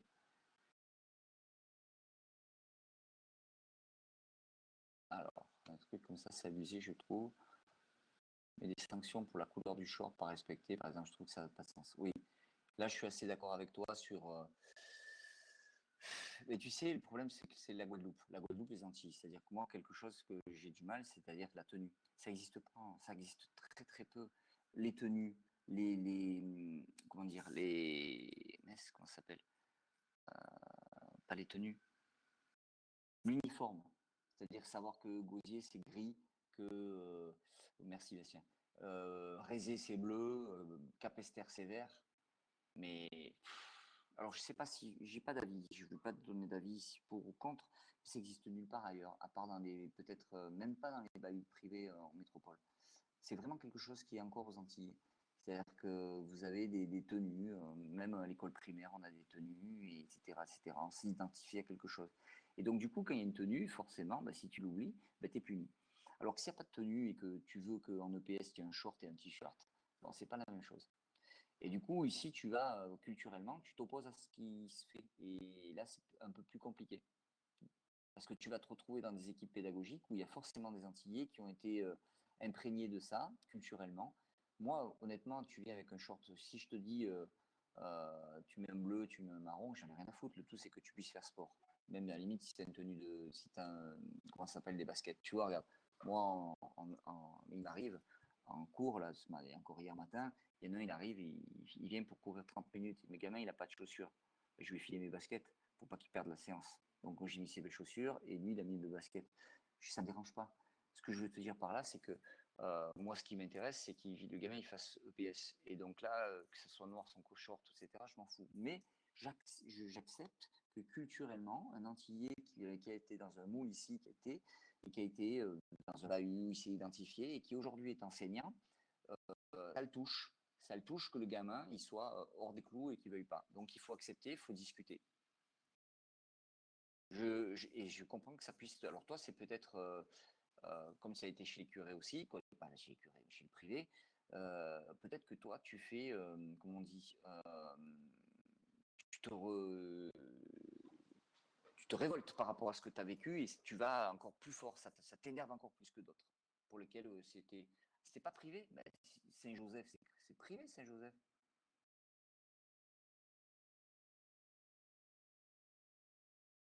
Saint-Joseph, c'est pas privé. Ah, c'est le nom de la commune. Ah oui, j'ai rien compris. Alors, attends, je remonte. Donc, c'est tout faux ce que je dis. Section sportive Saint-Joseph. C'est le nom de la commune. Ah, j'avais pas vu. Ah, pour moi, Saint-Joseph, c'est comme Sainte-Marie, c'est comme je sais pas quoi. Mais tu vois, c'est mon côté où j'ai trop été mis dans le privé pour justement être puni. Et Clara serait pas là si c'était privé. Oui, moi c'est le couvent. Moi j'étais, voilà, moi j'avais droit à la messe et tout. Donc voilà, ok, ça marche. J'ai compris. Lent, mais j'ai compris. Donc deuxième forme de management, c'est la tolérance empathique des enseignants. Au lieu de se focaliser sur le système des règles, ils s'efforcent d'intervenir majoritairement sur les comportements attendus. C'est-à-dire que quand c'est bien, je vais le dire encore plus. Donc, ils tolèrent certaines déviances qu'ils jugent mineures afin de consacrer la plupart de leur temps aux conduites motrices des élèves. Donc, il y en a un qui fait un peu le couillon, je fais en sorte de ne pas le voir, ou ça ne me gêne pas tant que ça, parce que pendant ce temps, il y en a d'autres qui travaillent. Donc, leur management se fonde sur une utilisation réduite des remarques négatives. Afin d'éviter les crispations, les enseignants interviennent positivement lorsque les élèves s'engagent dans des comportements appropriés et focalisent leur attention sur la bonne attitude. Donc, d'un côté, il y a ceux qui vont être à fond et qui vont être sur tolérance zéro, et qui vont devoir être hyper rigides et toujours être prêts au combat. De l'autre côté, il y a ceux qui sont tolérance zéro, qui sont sur la tolérance, mais que du coup, ils veulent mettre en action. Et quand il y en a qui font pas d'action, tant qu'ils n'emmerdent pas les autres, tant pis, je dis rien. Donc, présentation contradictoire de deux formes différentes de management, de classes difficiles qui cherchent à montrer la complexité d'intervention des enseignants de PS. Bien que différentes, chacune peut générer des résultats positifs. Cela invite à appréhender l'intervention en classe comme une adaptation circonstanciée, présentant avantages et inconvénients. Dans cette lignée, cet article ne cherche pas à présenter des recettes miracles qui vont fonctionner dans tout partout, issues d'une réflexion idéale, mais plutôt de montrer à partir de récits d'expérience comment des enseignants parviennent à tenir leur classe tout en dispensant leur contenu. On est toujours sur le même point, c'est-à-dire qu'à un moment donné, il n'y a pas que de mauvaises et de bonnes réponses.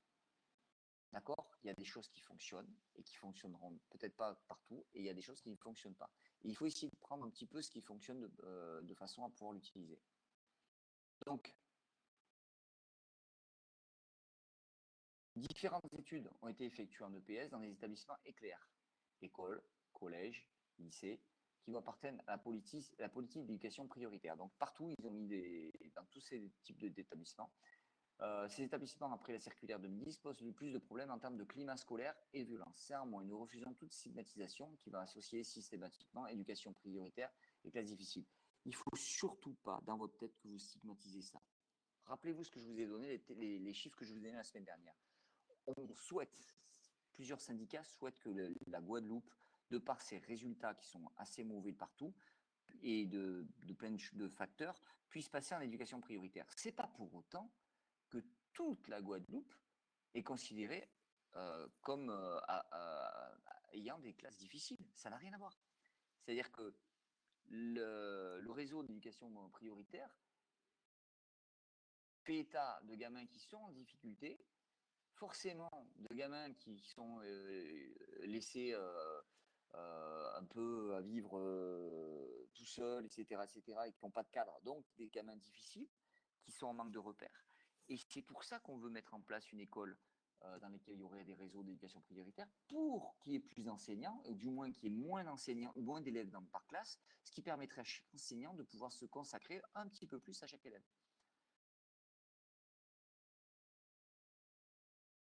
Alors, on y va tout de suite sur les résultats. Résultats à droite, page 45. Une leçon structurée en 3 périodes typiques. Bon, là-dessus, ils n'ont rien inventé. Hein. Les résultats montrent la leçon est structurée selon 3 périodes, la prise en main des élèves, le cours, dialoguer, c'est les situations d'apprentissage, et les retours au calme. Donc, c'est à peu près ce qui correspond à votre séance à chacun d'entre vous. L'étude de chacune de ces périodes met en évidence des configurations typiques propres à l'intervention face à des classes difficiles. Premièrement, deux types de prise en main sont repérés. Ils répondent au dilemme. Alors, attendez, je pousse un peu ma feuille pour voir si vous intervenez de temps en temps. Non, ça va. Deux types de prise en main sont repérés. Ils répondent au dilemme de mettre les élèves en activité et d'attendre le calme.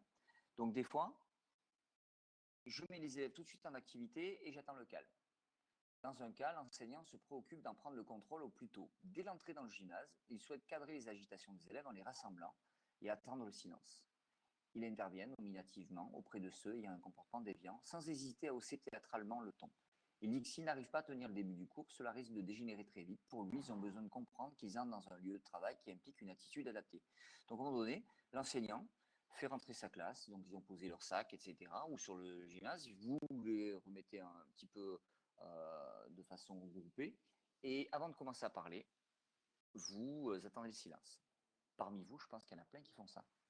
Moi, c'est un peu ce que je fais, c'est-à-dire qu'à un moment donné, j'ai horreur de parler quand il y en a d'autres qui parlent. Donc, s'il y en a un qui parle à ce moment-là, je l'interviens une première fois, j'essaie de le nommer pour essayer de le faire réagir et de faire en sorte que quand on s'entend son nom, on essaye de s'arrêter et d'écouter un peu ce qui est dit.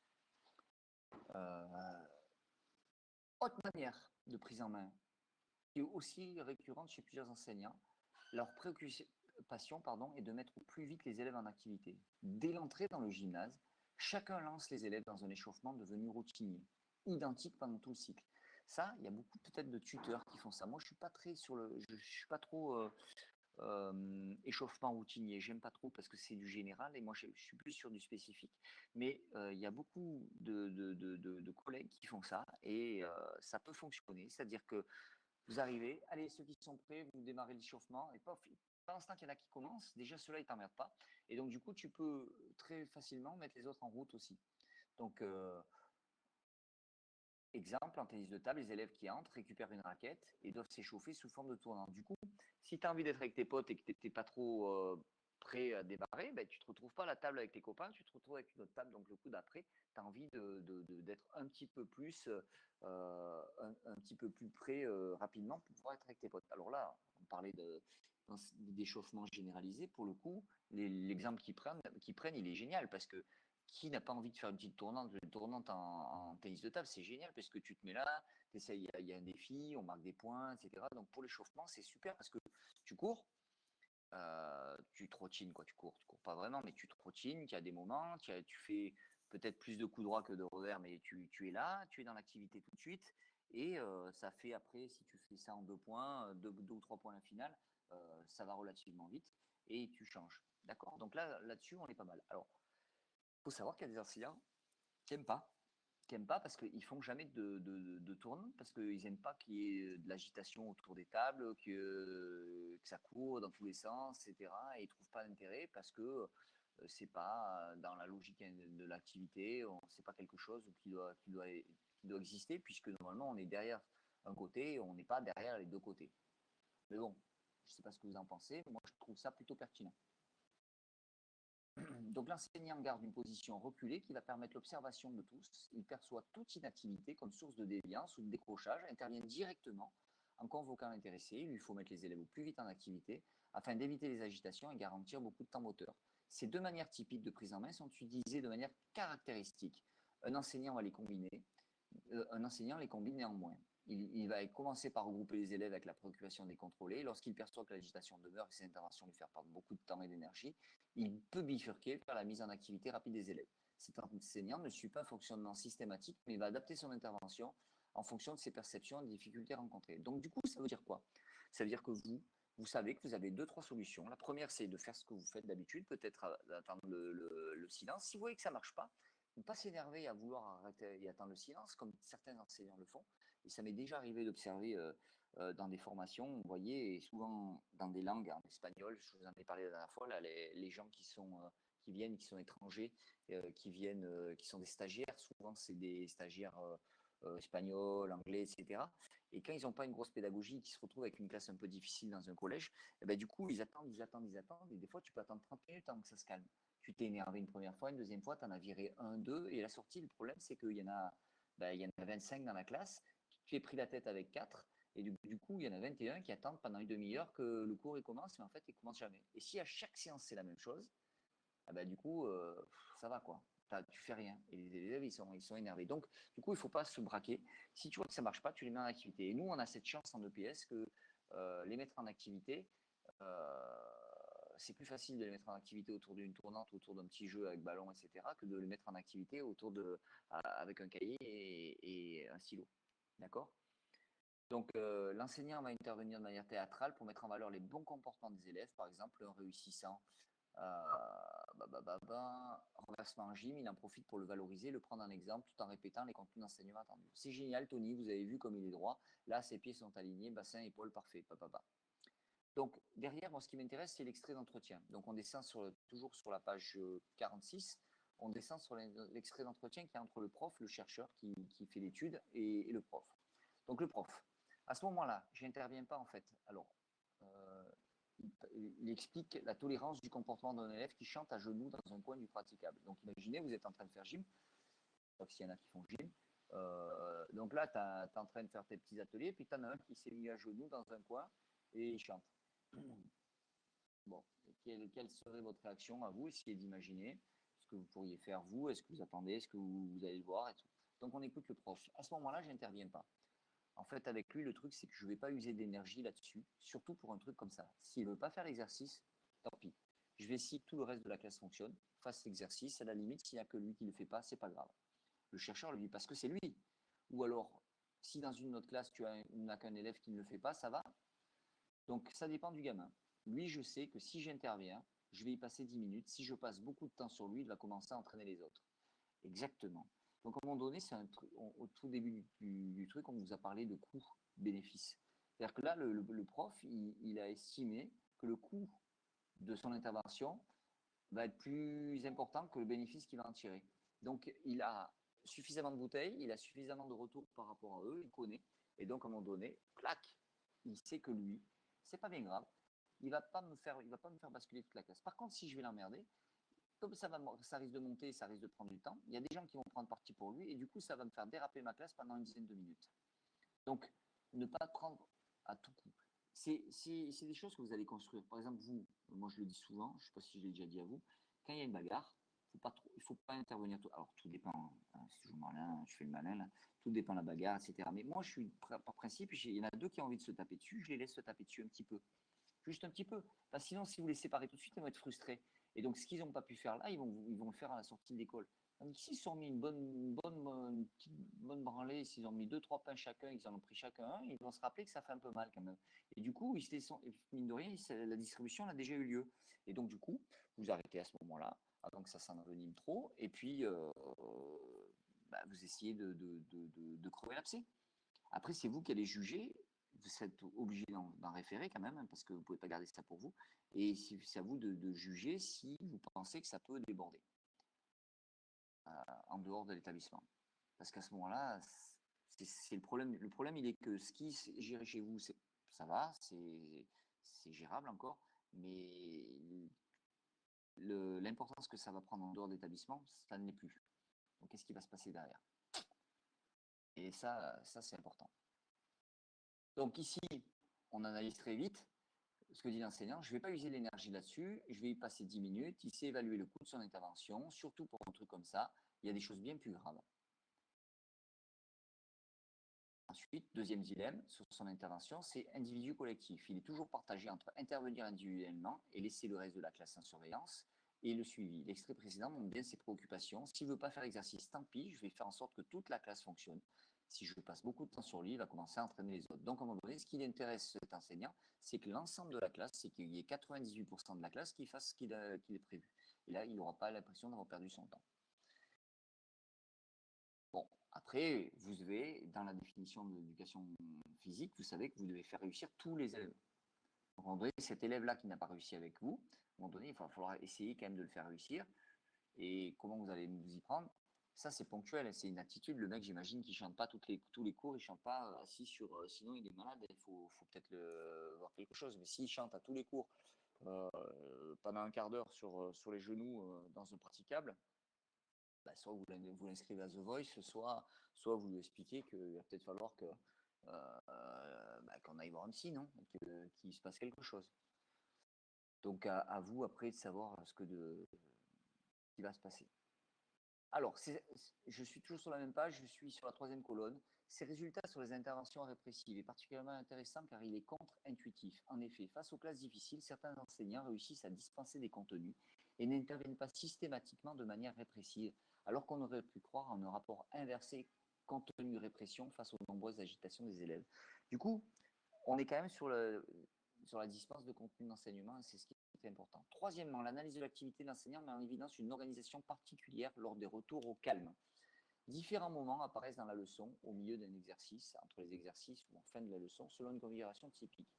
Ils sont courts, imagés, personnalisés, afin d'éviter le décrochage des élèves. Le plus souvent, l'enseignant leur demande de s'asseoir devant lui, afin d'éviter les déplacements sources d'agitation. Sa préoccupation est de maintenir l'attention et de transmettre les contenus essentiels. Ces interventions sont courtes, 1 à 2 minutes. Déjà, pensez, quand vous parlez, soyez bref. Je me rappelle, moi, avec l'expérience, par exemple, cette année, c'était M. Carrien qui était responsable des premières années. Ou même quand vous n'avez pas connu M. Hertog en tant que directeur, mais quand j'étais responsable des premières années, j'accueillais les premières années dans l'amphi. Et l'idée, c'est que votre capacité d'écoute, ce jour-là, elle est de 20 minutes à peu près. 20 à 25 minutes. Pourquoi? Parce que c'est le premier jour, c'est la rentrée, c'est un peu l'effervescence. Il y a ceux qui sont contents, il y a ceux que ça fait suer de venir, mais du coup, vous voyez des copains, vous en voyez d'autres, vous regardez, les garçons regardent les filles regardent les garçons, etc., etc. Et on sait que votre capacité d'attention et d'écoute, elle est faible.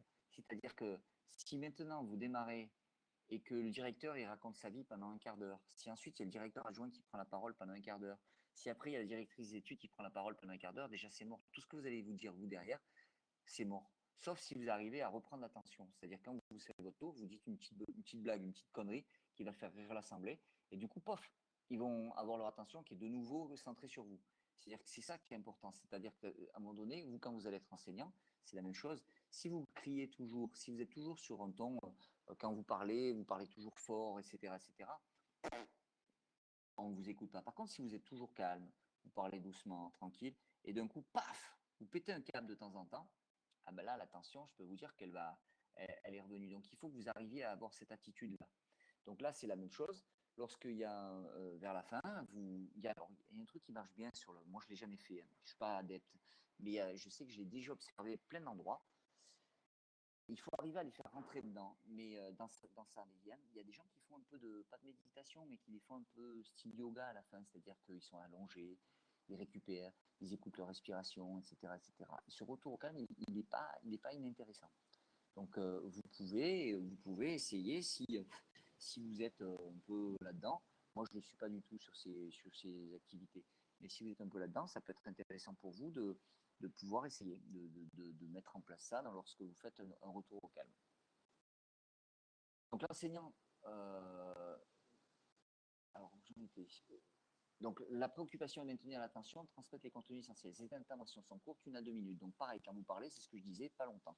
Il prend des exemples nominatifs pour attirer l'attention précise. Ça, c'est important. Ça, c'est quelque chose, moi, vous avez dû remarquer, je le fais souvent, c'est-à-dire quand je parle, je prends toujours un exemple. Je sais pas, tout à l'heure je parlais, je prends l'exemple, je prends Brice et je prends Clara, après je prends là, je prends ci. C'est-à-dire quand vous parlez, quand vous adressez aux gens, clac, clac, parce que du coup, ça crée l'attention de tout le monde, parce que les gens, ils peuvent se dire, ah merde, ça peut être moi. Et donc du coup, si je suis pas attentif et qu'il me prend comme exemple, il faudra que je puisse intervenir. Donc du coup, là, vous recadrez l'intervention de tout le monde. Et ça, c'est assez pertinent lorsque vous pouvez le faire tout le temps. Ça nécessite quoi? Ça nécessite que vous connaissiez tous les élèves. Donc ça sera votre boulot d'enseignant, de connaître tous les élèves.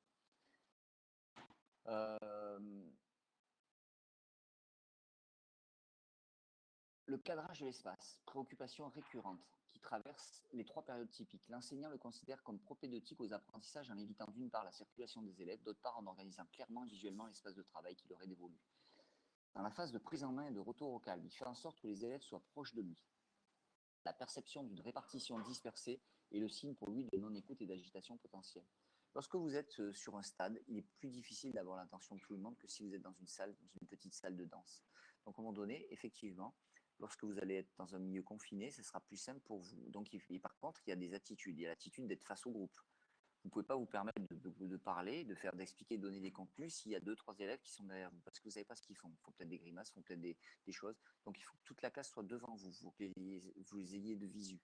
Même chose au retour au calme, parce qu'à un moment donné, il faut faire participer les gens, il faut faire intervenir. Ceux qui sont au foot avec moi, c'est un peu ce que vous faites, c'est-à-dire au début, vous allez prendre en main le groupe, vous les mettez en échauffement assez vite, et à la fin, vous faites un bilan. Sur chaque activité, on fait un petit bilan. On les habitue à les regrouper pour leur donner la parole. Et donc là, c'est pareil. Ça, c'est des habitudes de travail que vous allez créer. Donc, on ne va pas aller plus loin. Vous regarderez la discussion. Pour moi, sur je voulais vous donner quelques pistes sur celui-là. C'est bon pour celui-là de texte? Alors, on va passer. Alors, celui que je voulais voir. Exemple en ZEP. Je vais si c'est bien celui-là. Oui, celui-là, ce qui m'intéresse. Alors, celui-là, c'est pour vous. Alors, je vais sur le truc.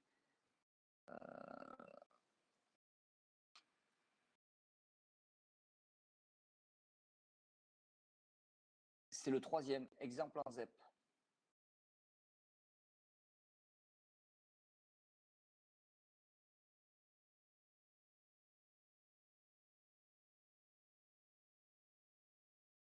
Tout le monde le voit?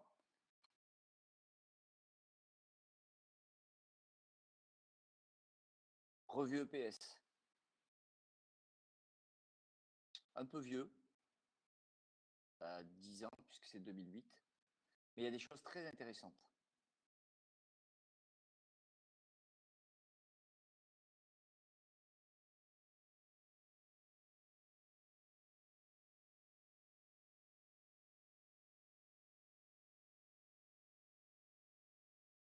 Tout le monde voit, c'est bon?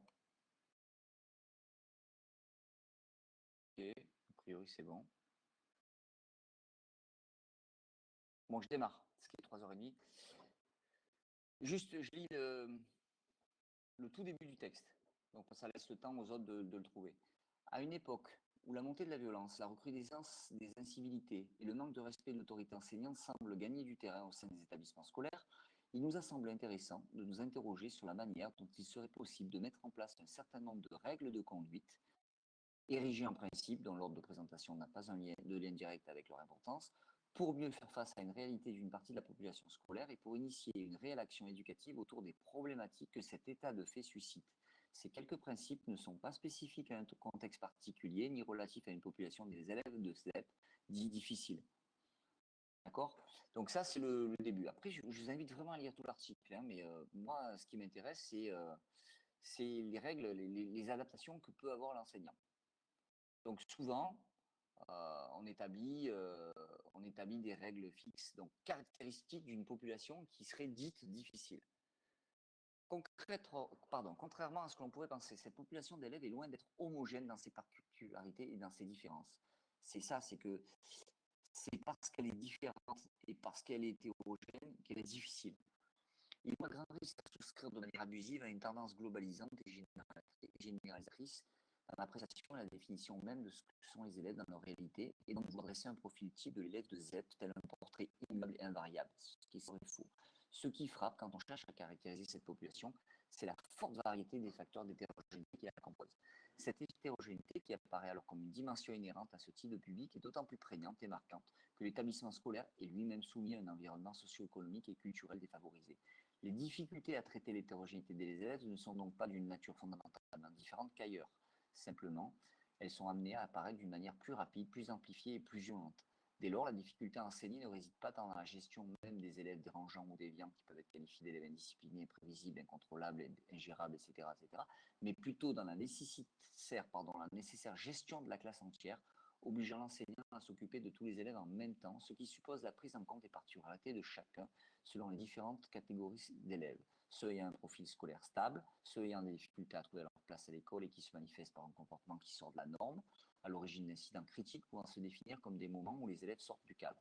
Ce que je veux dire par là, c'est que ce qu'on dit là, et ça sera le lien avec le troisième type de spécificité de public, c'est-à-dire que là, vous allez devoir, ce qui va être difficile pour vous, c'est de devoir gérer plusieurs choses à la fois. Donc imaginez que, en plus en tant qu'enseignant d'éducation physique, déjà vous avez du point de vue moteur à gérer plusieurs types d'hétérogénéité.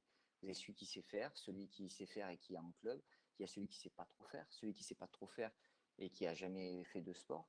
Et maintenant, aujourd'hui, depuis quelques années, vous avez aussi ceux qui ont des difficultés, c'est-à-dire qui ont des formes de handicap, qui sont dysgraphiques, qui sont, etc. Et il y en a même qui sont handicapés, qui sont en situation de handicap, soit moteur, soit mental. Et donc imaginez cette gestion de classe que vous avez. Et si en plus de ça, vous vous retrouvez avec à l'intérieur des élèves qui sont dits et reconnus difficiles parce que vous êtes en ZEP, ça va être vraiment, vraiment très, très difficile pour vous. Donc vous allez devoir vous adapter à certaines choses et c'est ce qu'on va essayer de voir. Donc première chose, première illustration des difficultés au regard des facteurs d'hétérogénéité, la nationalité. Les nationalités très diverses qui sont conséquences d'ordre culturel et religieux. Parce que nous, on n'est pas confronté à ça. Mais vous, en métropole, vous pouvez être très bien confronté à des problèmes d'ordre culturel et surtout religieux.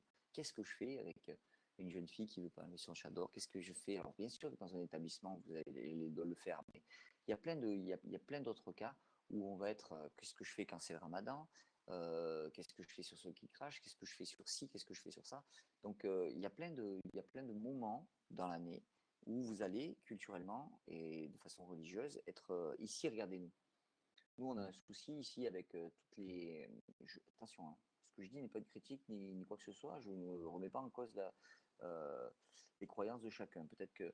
Mais lorsqu'on a des gens qui sont dans certaines formes de royaumes, de royaume de ci, de royaume de ça, ou des formes de témoins de Jéhovah, il est difficile pour nous de les mettre en activité le samedi matin. Donc, et à un moment donné, on avait eu des problèmes de salle. Et donc, qu'est-ce qu'on faisait quand on avait des problèmes de salle? On avait mutualisé le samedi matin. Et donc, le samedi matin, on faisait des TD. On faisait des TD, on faisait des activités physiques, etc. On s'est retrouvé confronté à des gros soucis où on avait des gens qui refusaient de venir le samedi parce que leur religion leur interdisait. Qu'est-ce que je fais? On est dans une université laïque, donc à un moment donné, les gens ils sont censés pouvoir accepter et venir en cours à tous les moments. Et nous, on ne peut pas accepter qu'ils refusent. Bon, ça c'est la forme première. Après, moi, quand j'étais responsable de promo, si j'avais mis des gens à randonnée et que c'était samedi matin et qui me disaient, qui me stipulaient qu'ils ne pouvaient pas y aller parce que c'était le samedi matin, je suis quand même pas trop con. Je faisais en sorte de les mettre dans une autre APS de découverte de façon à ce qu'ils puissent faire ça un autre jour. Vous comprenez un petit peu. Quand on peut, on change. Maintenant, quelle est la norme? Il y a des moments où on ne peut pas s'adapter. Donc, en première chose, aucune mauvaise maîtrise de la langue française ayant pour conséquence des difficultés d'expression et de compréhension face à une communication verbale ou écrite. Compliqué, sa première adaptation de l'enseignant, utiliser un vocabulaire particulier, c'est-à-dire simplifié pour se faire comprendre, ça l'appelait jusqu'au mime. Il y a aussi la solution d'utiliser des élèves interprètes. La solution d'utiliser des élèves interprètes, c'est qu'à un moment donné, il faut leur faire confiance. C'est-à-dire que si à un moment donné, l'élève à qui vous choisissez, il raconte n'importe quoi, l'autre est en train de vous insulter, ça fait rire tout le monde, et que vous en comprenez absolument rien, ça va être gênant. Donc à un moment donné, il faut faire attention. D'accord? Mais c'est la première type d'adaptation sur les élèves qui sont nationalités diverses. Nous, ça nous arrive très peu. Ça peut arriver avec des Haïtiens, mais les Haïtiens, ils parlent français. Donc ça peut arriver sur des Dominicains qui vont arriver et qui, je ne sais pas, parmi eux, ils sont hispanophobes et donc du coup, ils parlent très très mal français et donc vous allez avoir des problèmes de compréhension. Mais souvent, ils arrivent au collège et donc du coup, ça va très vite parce qu'à cet âge-là, ils apprennent très très vite le français.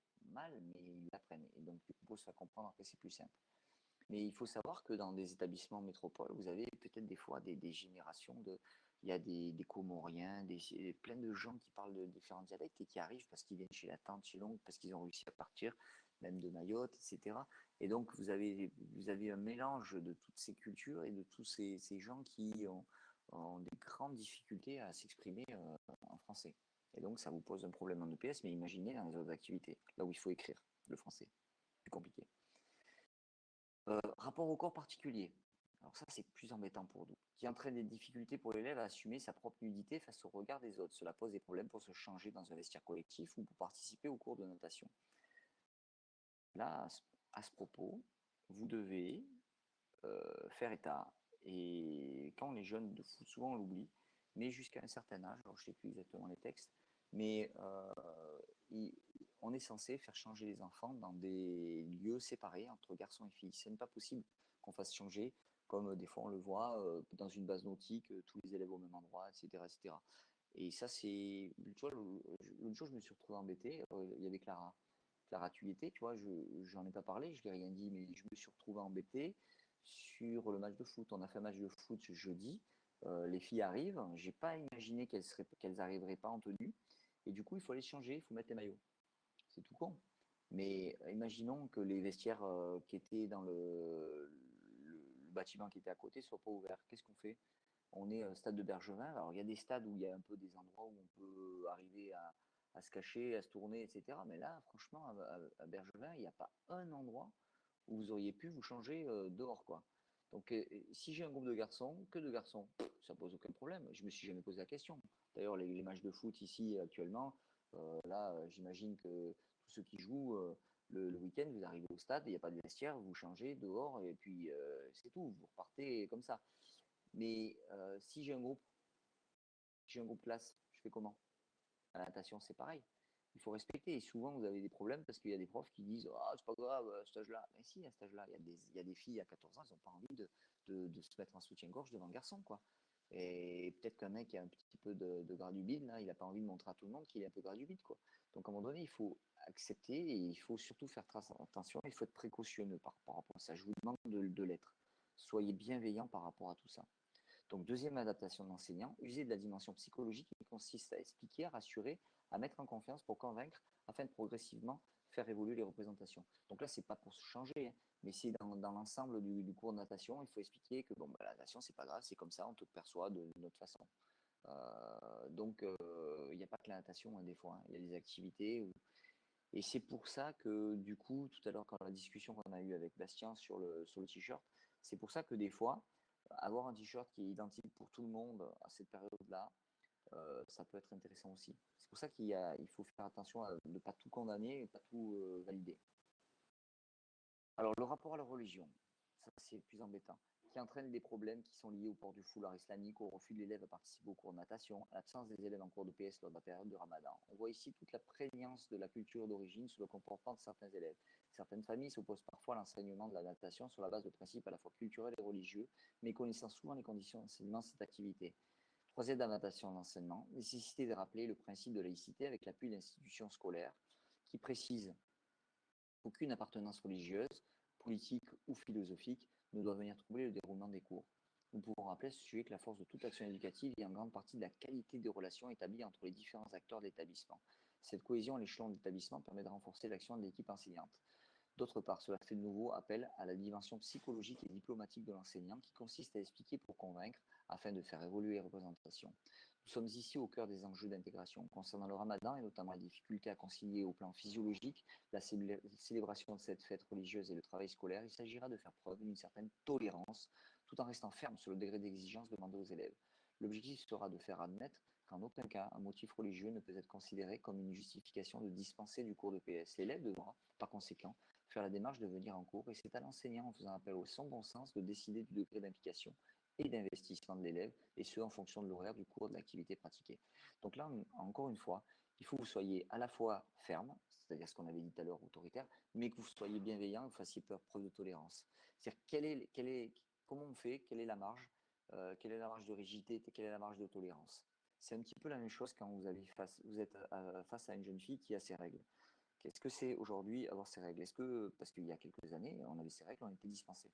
Aujourd'hui, on a bien compris que, à part les 2 premiers jours, suivant les personnes, vous avez très très mal au ventre, voire mal au dos, mal au rein, vous ne pouvez rien faire. Il faut être con pour vous obliger à faire EPS. Sinon, ça n'empêche en rien de faire EPS. Mais après, par contre, peut-être que la gamine, sa mère, elle lui dit non, tu fais pas.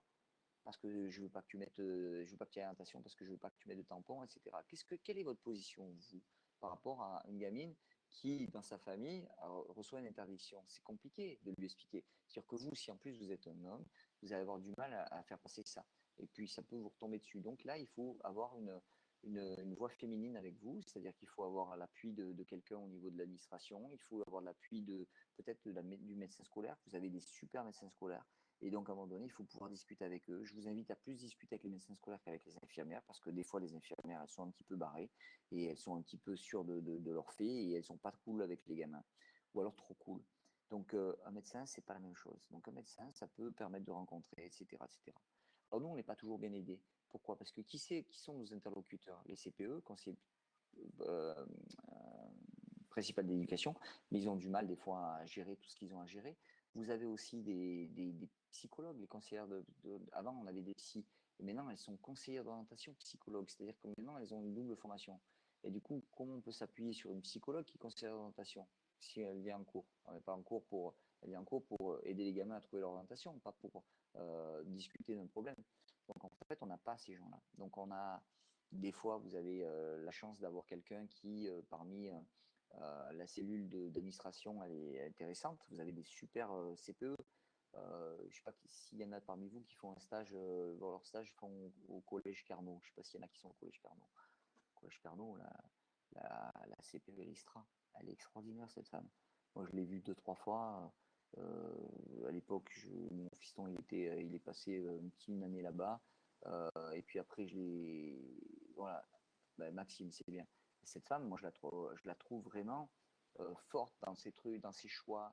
Quand il faut trouver des casiers, elle va trouver des casiers. Quand il faut trouver des solutions, elle trouve des solutions. À l'époque, elle s'opposait à la direction parce qu'il y avait un principal qui était un peu con. Là, cette année, ils ont récupéré une principale qui est bien.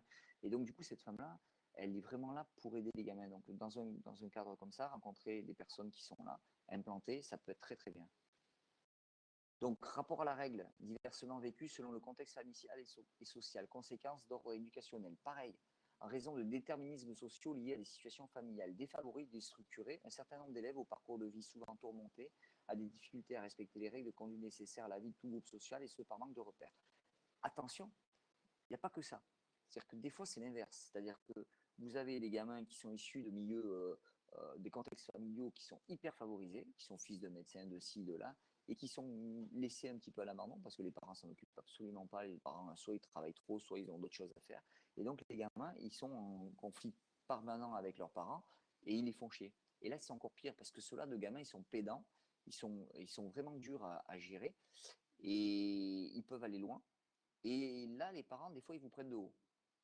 Donc, dans le cas de ceux qu'ils sont en train de donner, les déterminismes sociaux qui sont donc des situations défavorisées, déstructurées, euh, ce qui est difficile, c'est des fois d'avoir un dialogue avec les parents parce que les parents, ils refusent de venir ou quand ils viennent.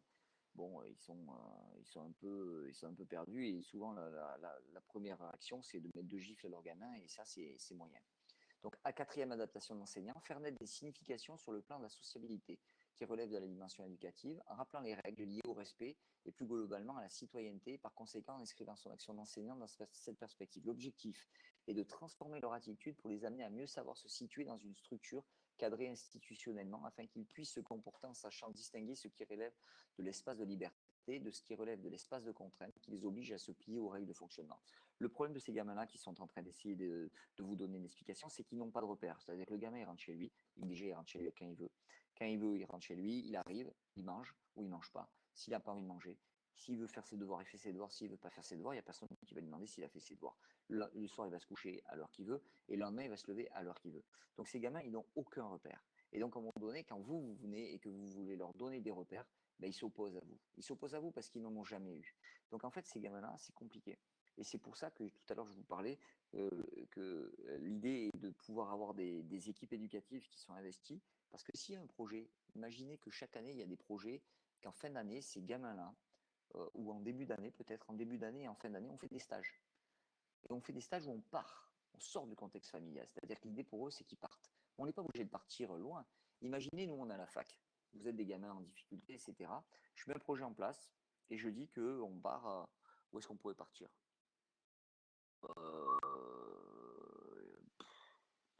C'est rien, j'ai une connerie, Saint-Félix. On part une semaine à Saint-Félix. On plante des tentes à un endroit. Je ne sais pas si on a le droit, j'en sais rien. On plante des tentes à un endroit. Et tous les matins, on fait des rotations, c'est-à-dire qu'il y a un groupe qui part à faire du paddle sur la plage. Pendant ce temps, qu'il y a un autre groupe qui fait de la CO. Et pendant ce temps, qu'il y a un autre groupe qui part faire du VTT de l'autre côté. Et pendant ce temps, qu'il y a un groupe qui part faire une rando. Et ça tourne. Ceux qui ont fait la rando le matin, ils font peut-être le kayak l'après-midi. Ceux qui ont fait, etc., le lendemain, ça tourne, etc. Pourquoi pas un bus qui vous amène faire du golf. Et donc, qu'est-ce qui se passe? Vous allez créer une cellule de fonctionnement. Il va y avoir des ordres, des rotations. Le matin, il y a ceux qui font du petit-déj. À midi, il y a ceux qui sont du repas. Et quand on est du repas, il y a la préparation du repas. Il y a le nettoyage des tables. Il y a la vaisselle à faire. Et le soir. Et qu'est-ce que vous allez faire pendant une semaine? Vous allez donner des règles de vie où il y a des gens qui font Il y a des gens qui vont pas faire à certains moments. Et il y a des heures à laquelle on mange, il y a des heures à laquelle on se couche, il y a des heures, etc. Et les 2 premiers jours vont être compliqués.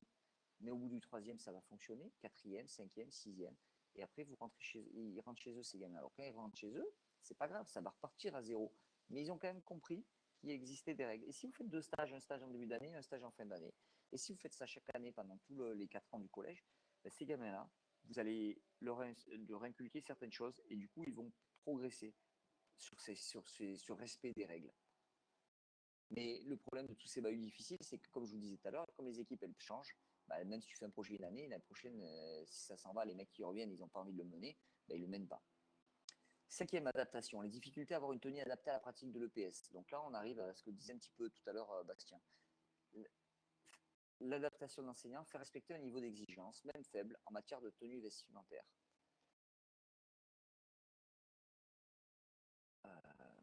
Je regardais ça.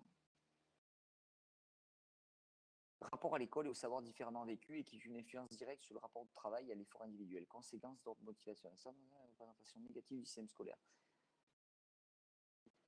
Alors, je croyais que... Non, en fait, ils disent pas grand-chose sur la tenue. Bon, ils disent qu'il faut respecter un niveau d'exigence même faible en matière de tenue. Alors, moi, ce que je trouve compliqué, c'est d'accepter des gamins pieds nus. Je trouve que ça a évolué la Guadeloupe là-dessus. Il y a 20 ans, quand je suis arrivé, que j'ai commencé à enseigner, bon, le gamin, il était pieds nus, c'est pas grave, il faisait cours. Aujourd'hui, je crois plus que ça puisse exister nulle part, qu'un gamin puisse faire, j'ai oublié mes baskets, qu'il puisse faire pieds nus. Je pense que du point de vue sécurité, ça a évolué. Deuxièmement, comment je peux faire EPS en jean? Je pense que ça évolue aussi. C'est-à-dire qu'il y a de moins en moins de personnes, de profs qui acceptent. Donc, qu'est-ce que font les profs? La plupart du temps, il y a beaucoup d'endroits où ils gardent des t-shirts, ils gardent des shorts, des choses qui ont été oubliées dans les vestiaires, ils les lavent et ils les mettent à disposition. Et des fois, les gamins, ils n'aiment pas trop parce qu'ils n'aiment pas trop mettre les choses qui ne leur appartiennent pas. Et donc, du coup, le fait de faire ça, le coup d'après, tu n'as pas envie d'oublier ta tenue. Parce qu'on t'a donné un t-shirt, à la limite, presque, tu as l'air d'un guignol, ou ton t-shirt il est trop grand, etc., ou c'était pas le tien, et il était un peu nul. Donc, du coup, c'est assez intéressant, ça fonctionne bien. Moi, je vous déconseille d'accepter des gamins qui seraient pieds nus parce qu'ils peuvent se faire mal, ou des gamins qui seraient en jean parce qu'ils peuvent tomber, ils peuvent se déchirer un jean, même si aujourd'hui, en Guadeloupe, il n'y a pas beaucoup de gamins qui viennent en jean. La plupart du temps, ils ont des shorts. Mais par contre, une fille en jupe, vous ne pouvez pas l'accepter. C'est pas possible que vous fassiez faire EPS. C'est pas possible. Alors, les rapports. Rapport à l'école, au savoir différemment vécu, qui a une influence directe donc sur l'effort individuel d'ordre motivationnel. Déjà, l'autre jour, il y en a un qui m'a dit « Je suis nul à ça. L'école, c'est nul. » Ça, il ne faut pas l'entendre. Mais c'est pas ce qui m'intéresse le plus. Je suis désolé, mais on va changer de texte. Parce que c'est pas celui-là qui m'intéresse le plus. Je voulais qu'on fasse le début. Sur la fin, vous regarderez pour vous sur cette dernière page. Là, il reste trois pages là. Mais pas ce qui m'intéressait le plus sur les élèves difficiles. Ça serait bien quand même que vous les lisiez ces textes avant d'attaquer les cours avec M. Lepage. Donc, on se dépêche. Je vais vite chercher l'autre, le dernier, celui que je voulais voir. Est-ce que c'est celui-là? C'est pas ça. Alors, tuc.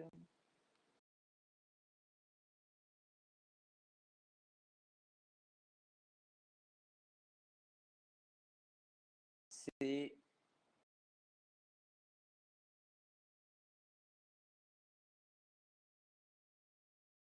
alors EPS. Là, on a fait le deuxième et on a fait le troisième, c'est ça?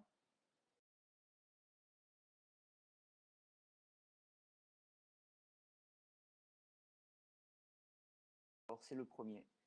Élève difficile. Je vous dis ça tout de suite. C'est un qui a un titre bleu. Ah, c'est pas celui-là. Celui-là, il est trop long. Celui-là, il faudra que vous lisiez. C'est pas le premier. Alors, c'est donc le quatrième. Enseigner l'EPS en milieu difficile, moi j'ai. Et donc,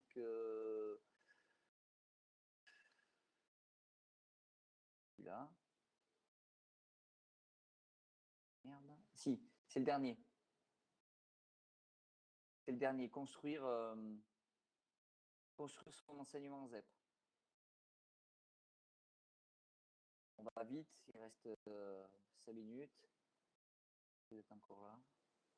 Je ne sais pas voir si vous êtes là ou non.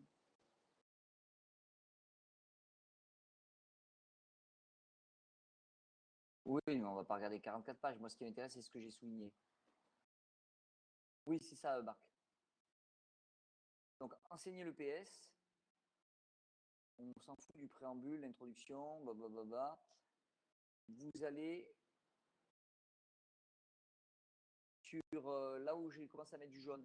Illustration des comportements déviants au regard des facteurs d'hétérogénéité. Et la page 4. Il y a des choses qui vont être redondantes, hein, mais il y en a 11.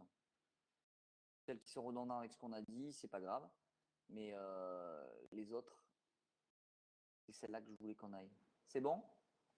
Si Marc a dit que c'est bon, j'y vais.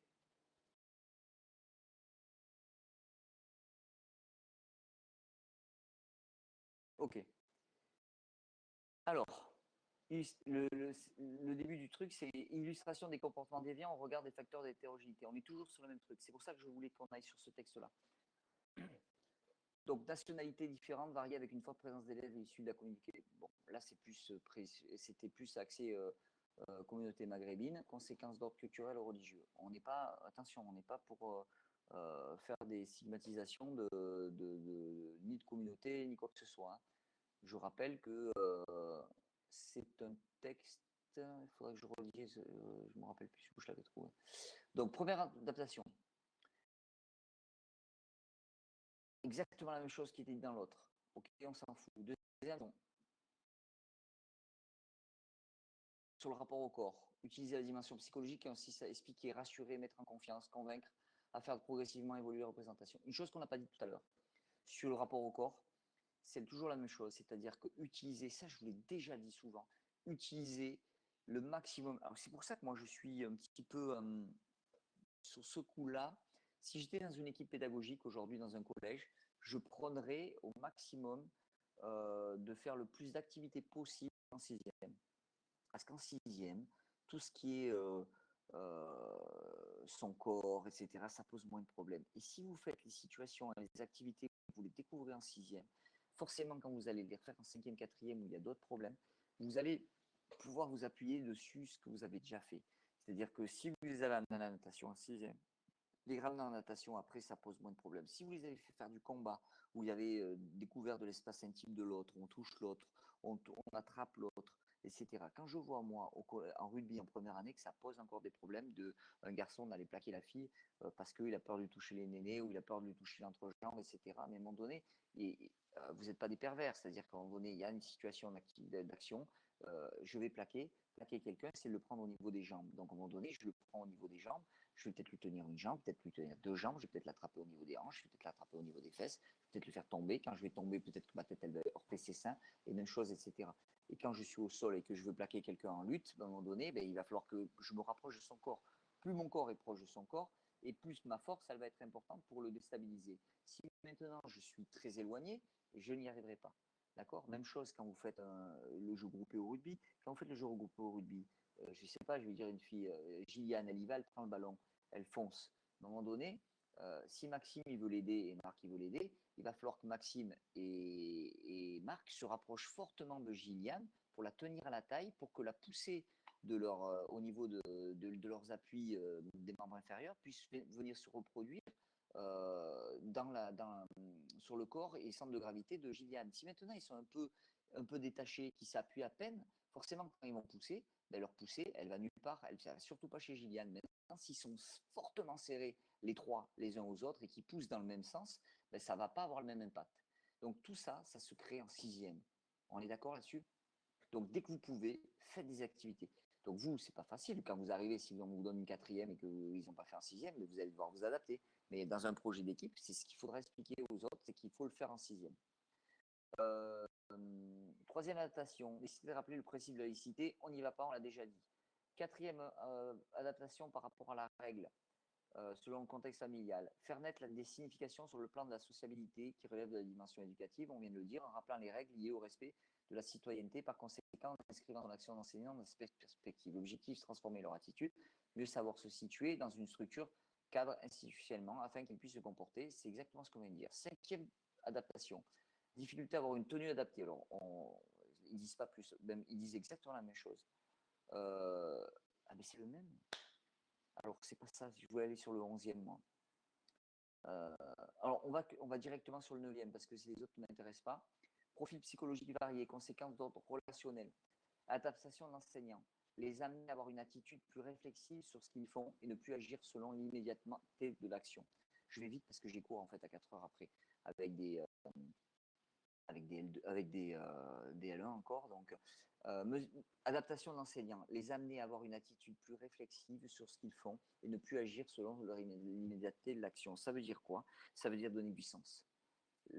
Il y a une chose qui est très très importante, si vous voulez amener des contenus, il faut qu'il y ait du sens. C'est pour ça que dans vos leçons, je ne sais pas ce qu'il vous dit Monsieur Lepage, je ne sais pas ce que dit Madame Bettini, mais il est toujours intéressant de faire une leçon dans laquelle on met une petite situation de jeu en premier, dans laquelle on va faire émerger des problèmes en les faisant observer. Je vous mettais une situation en place, un petit jeu, dans lequel voilà, il y a tant de 100 points ou tant de 10 points, etc.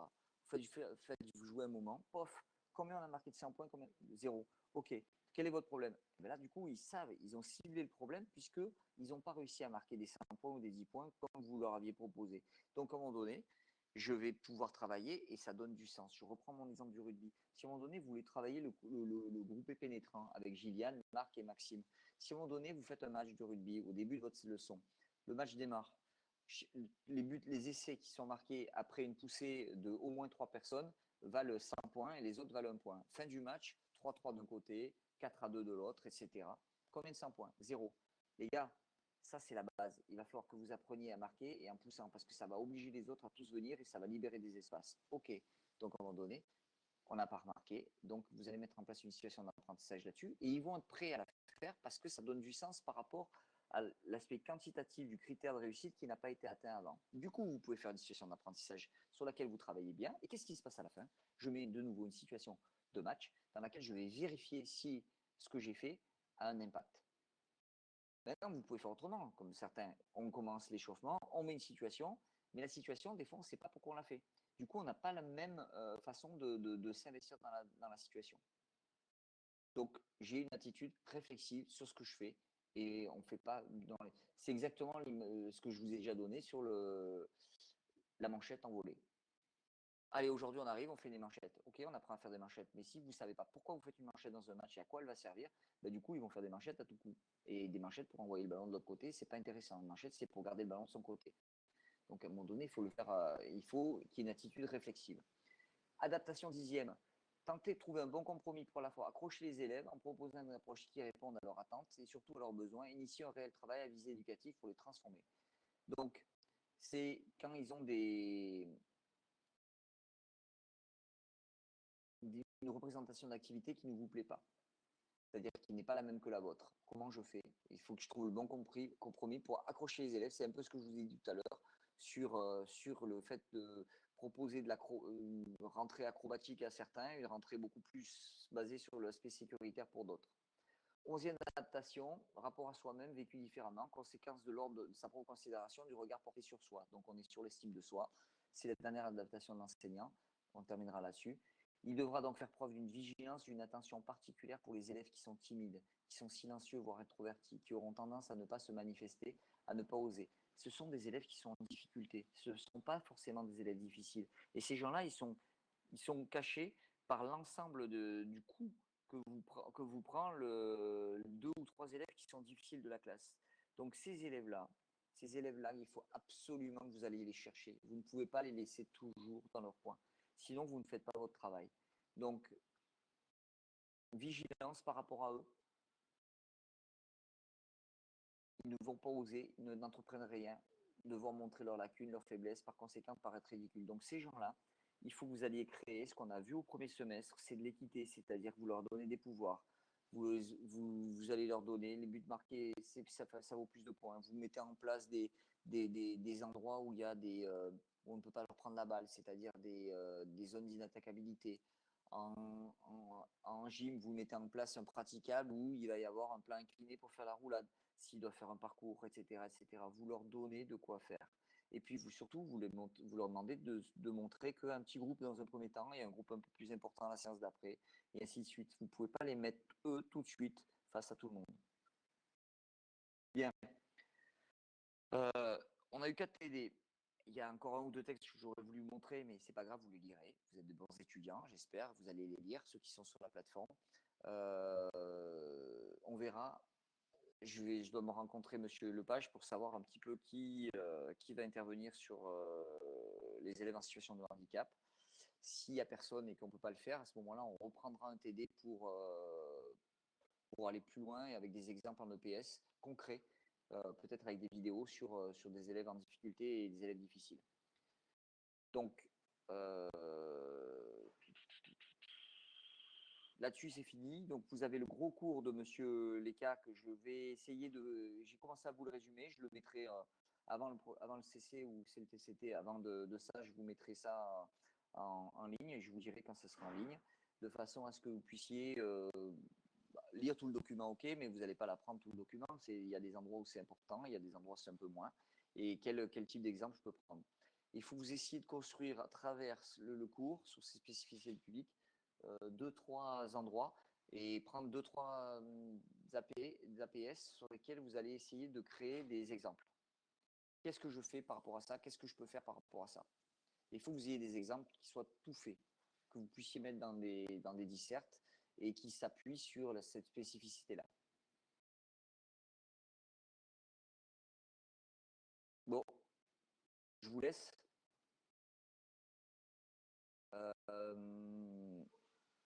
Qu'est-ce que je voulais dire aussi?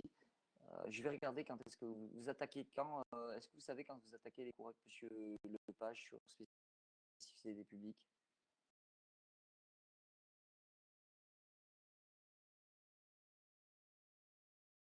Personne ne sait? Je vais regarder ce soir alors. Brice, tu sais toi? D'ici une semaine ou assez vite ou pas? Si personne ne sait, c'est pas grave. Hein. Je vais regarder sur votre planning. Hein. Ok. Bon, je vous laisse. Je vous souhaite une bonne soirée. Je ne sais pas si vous avez cours après. Mais si vous avez cours, il faut que vous basculiez.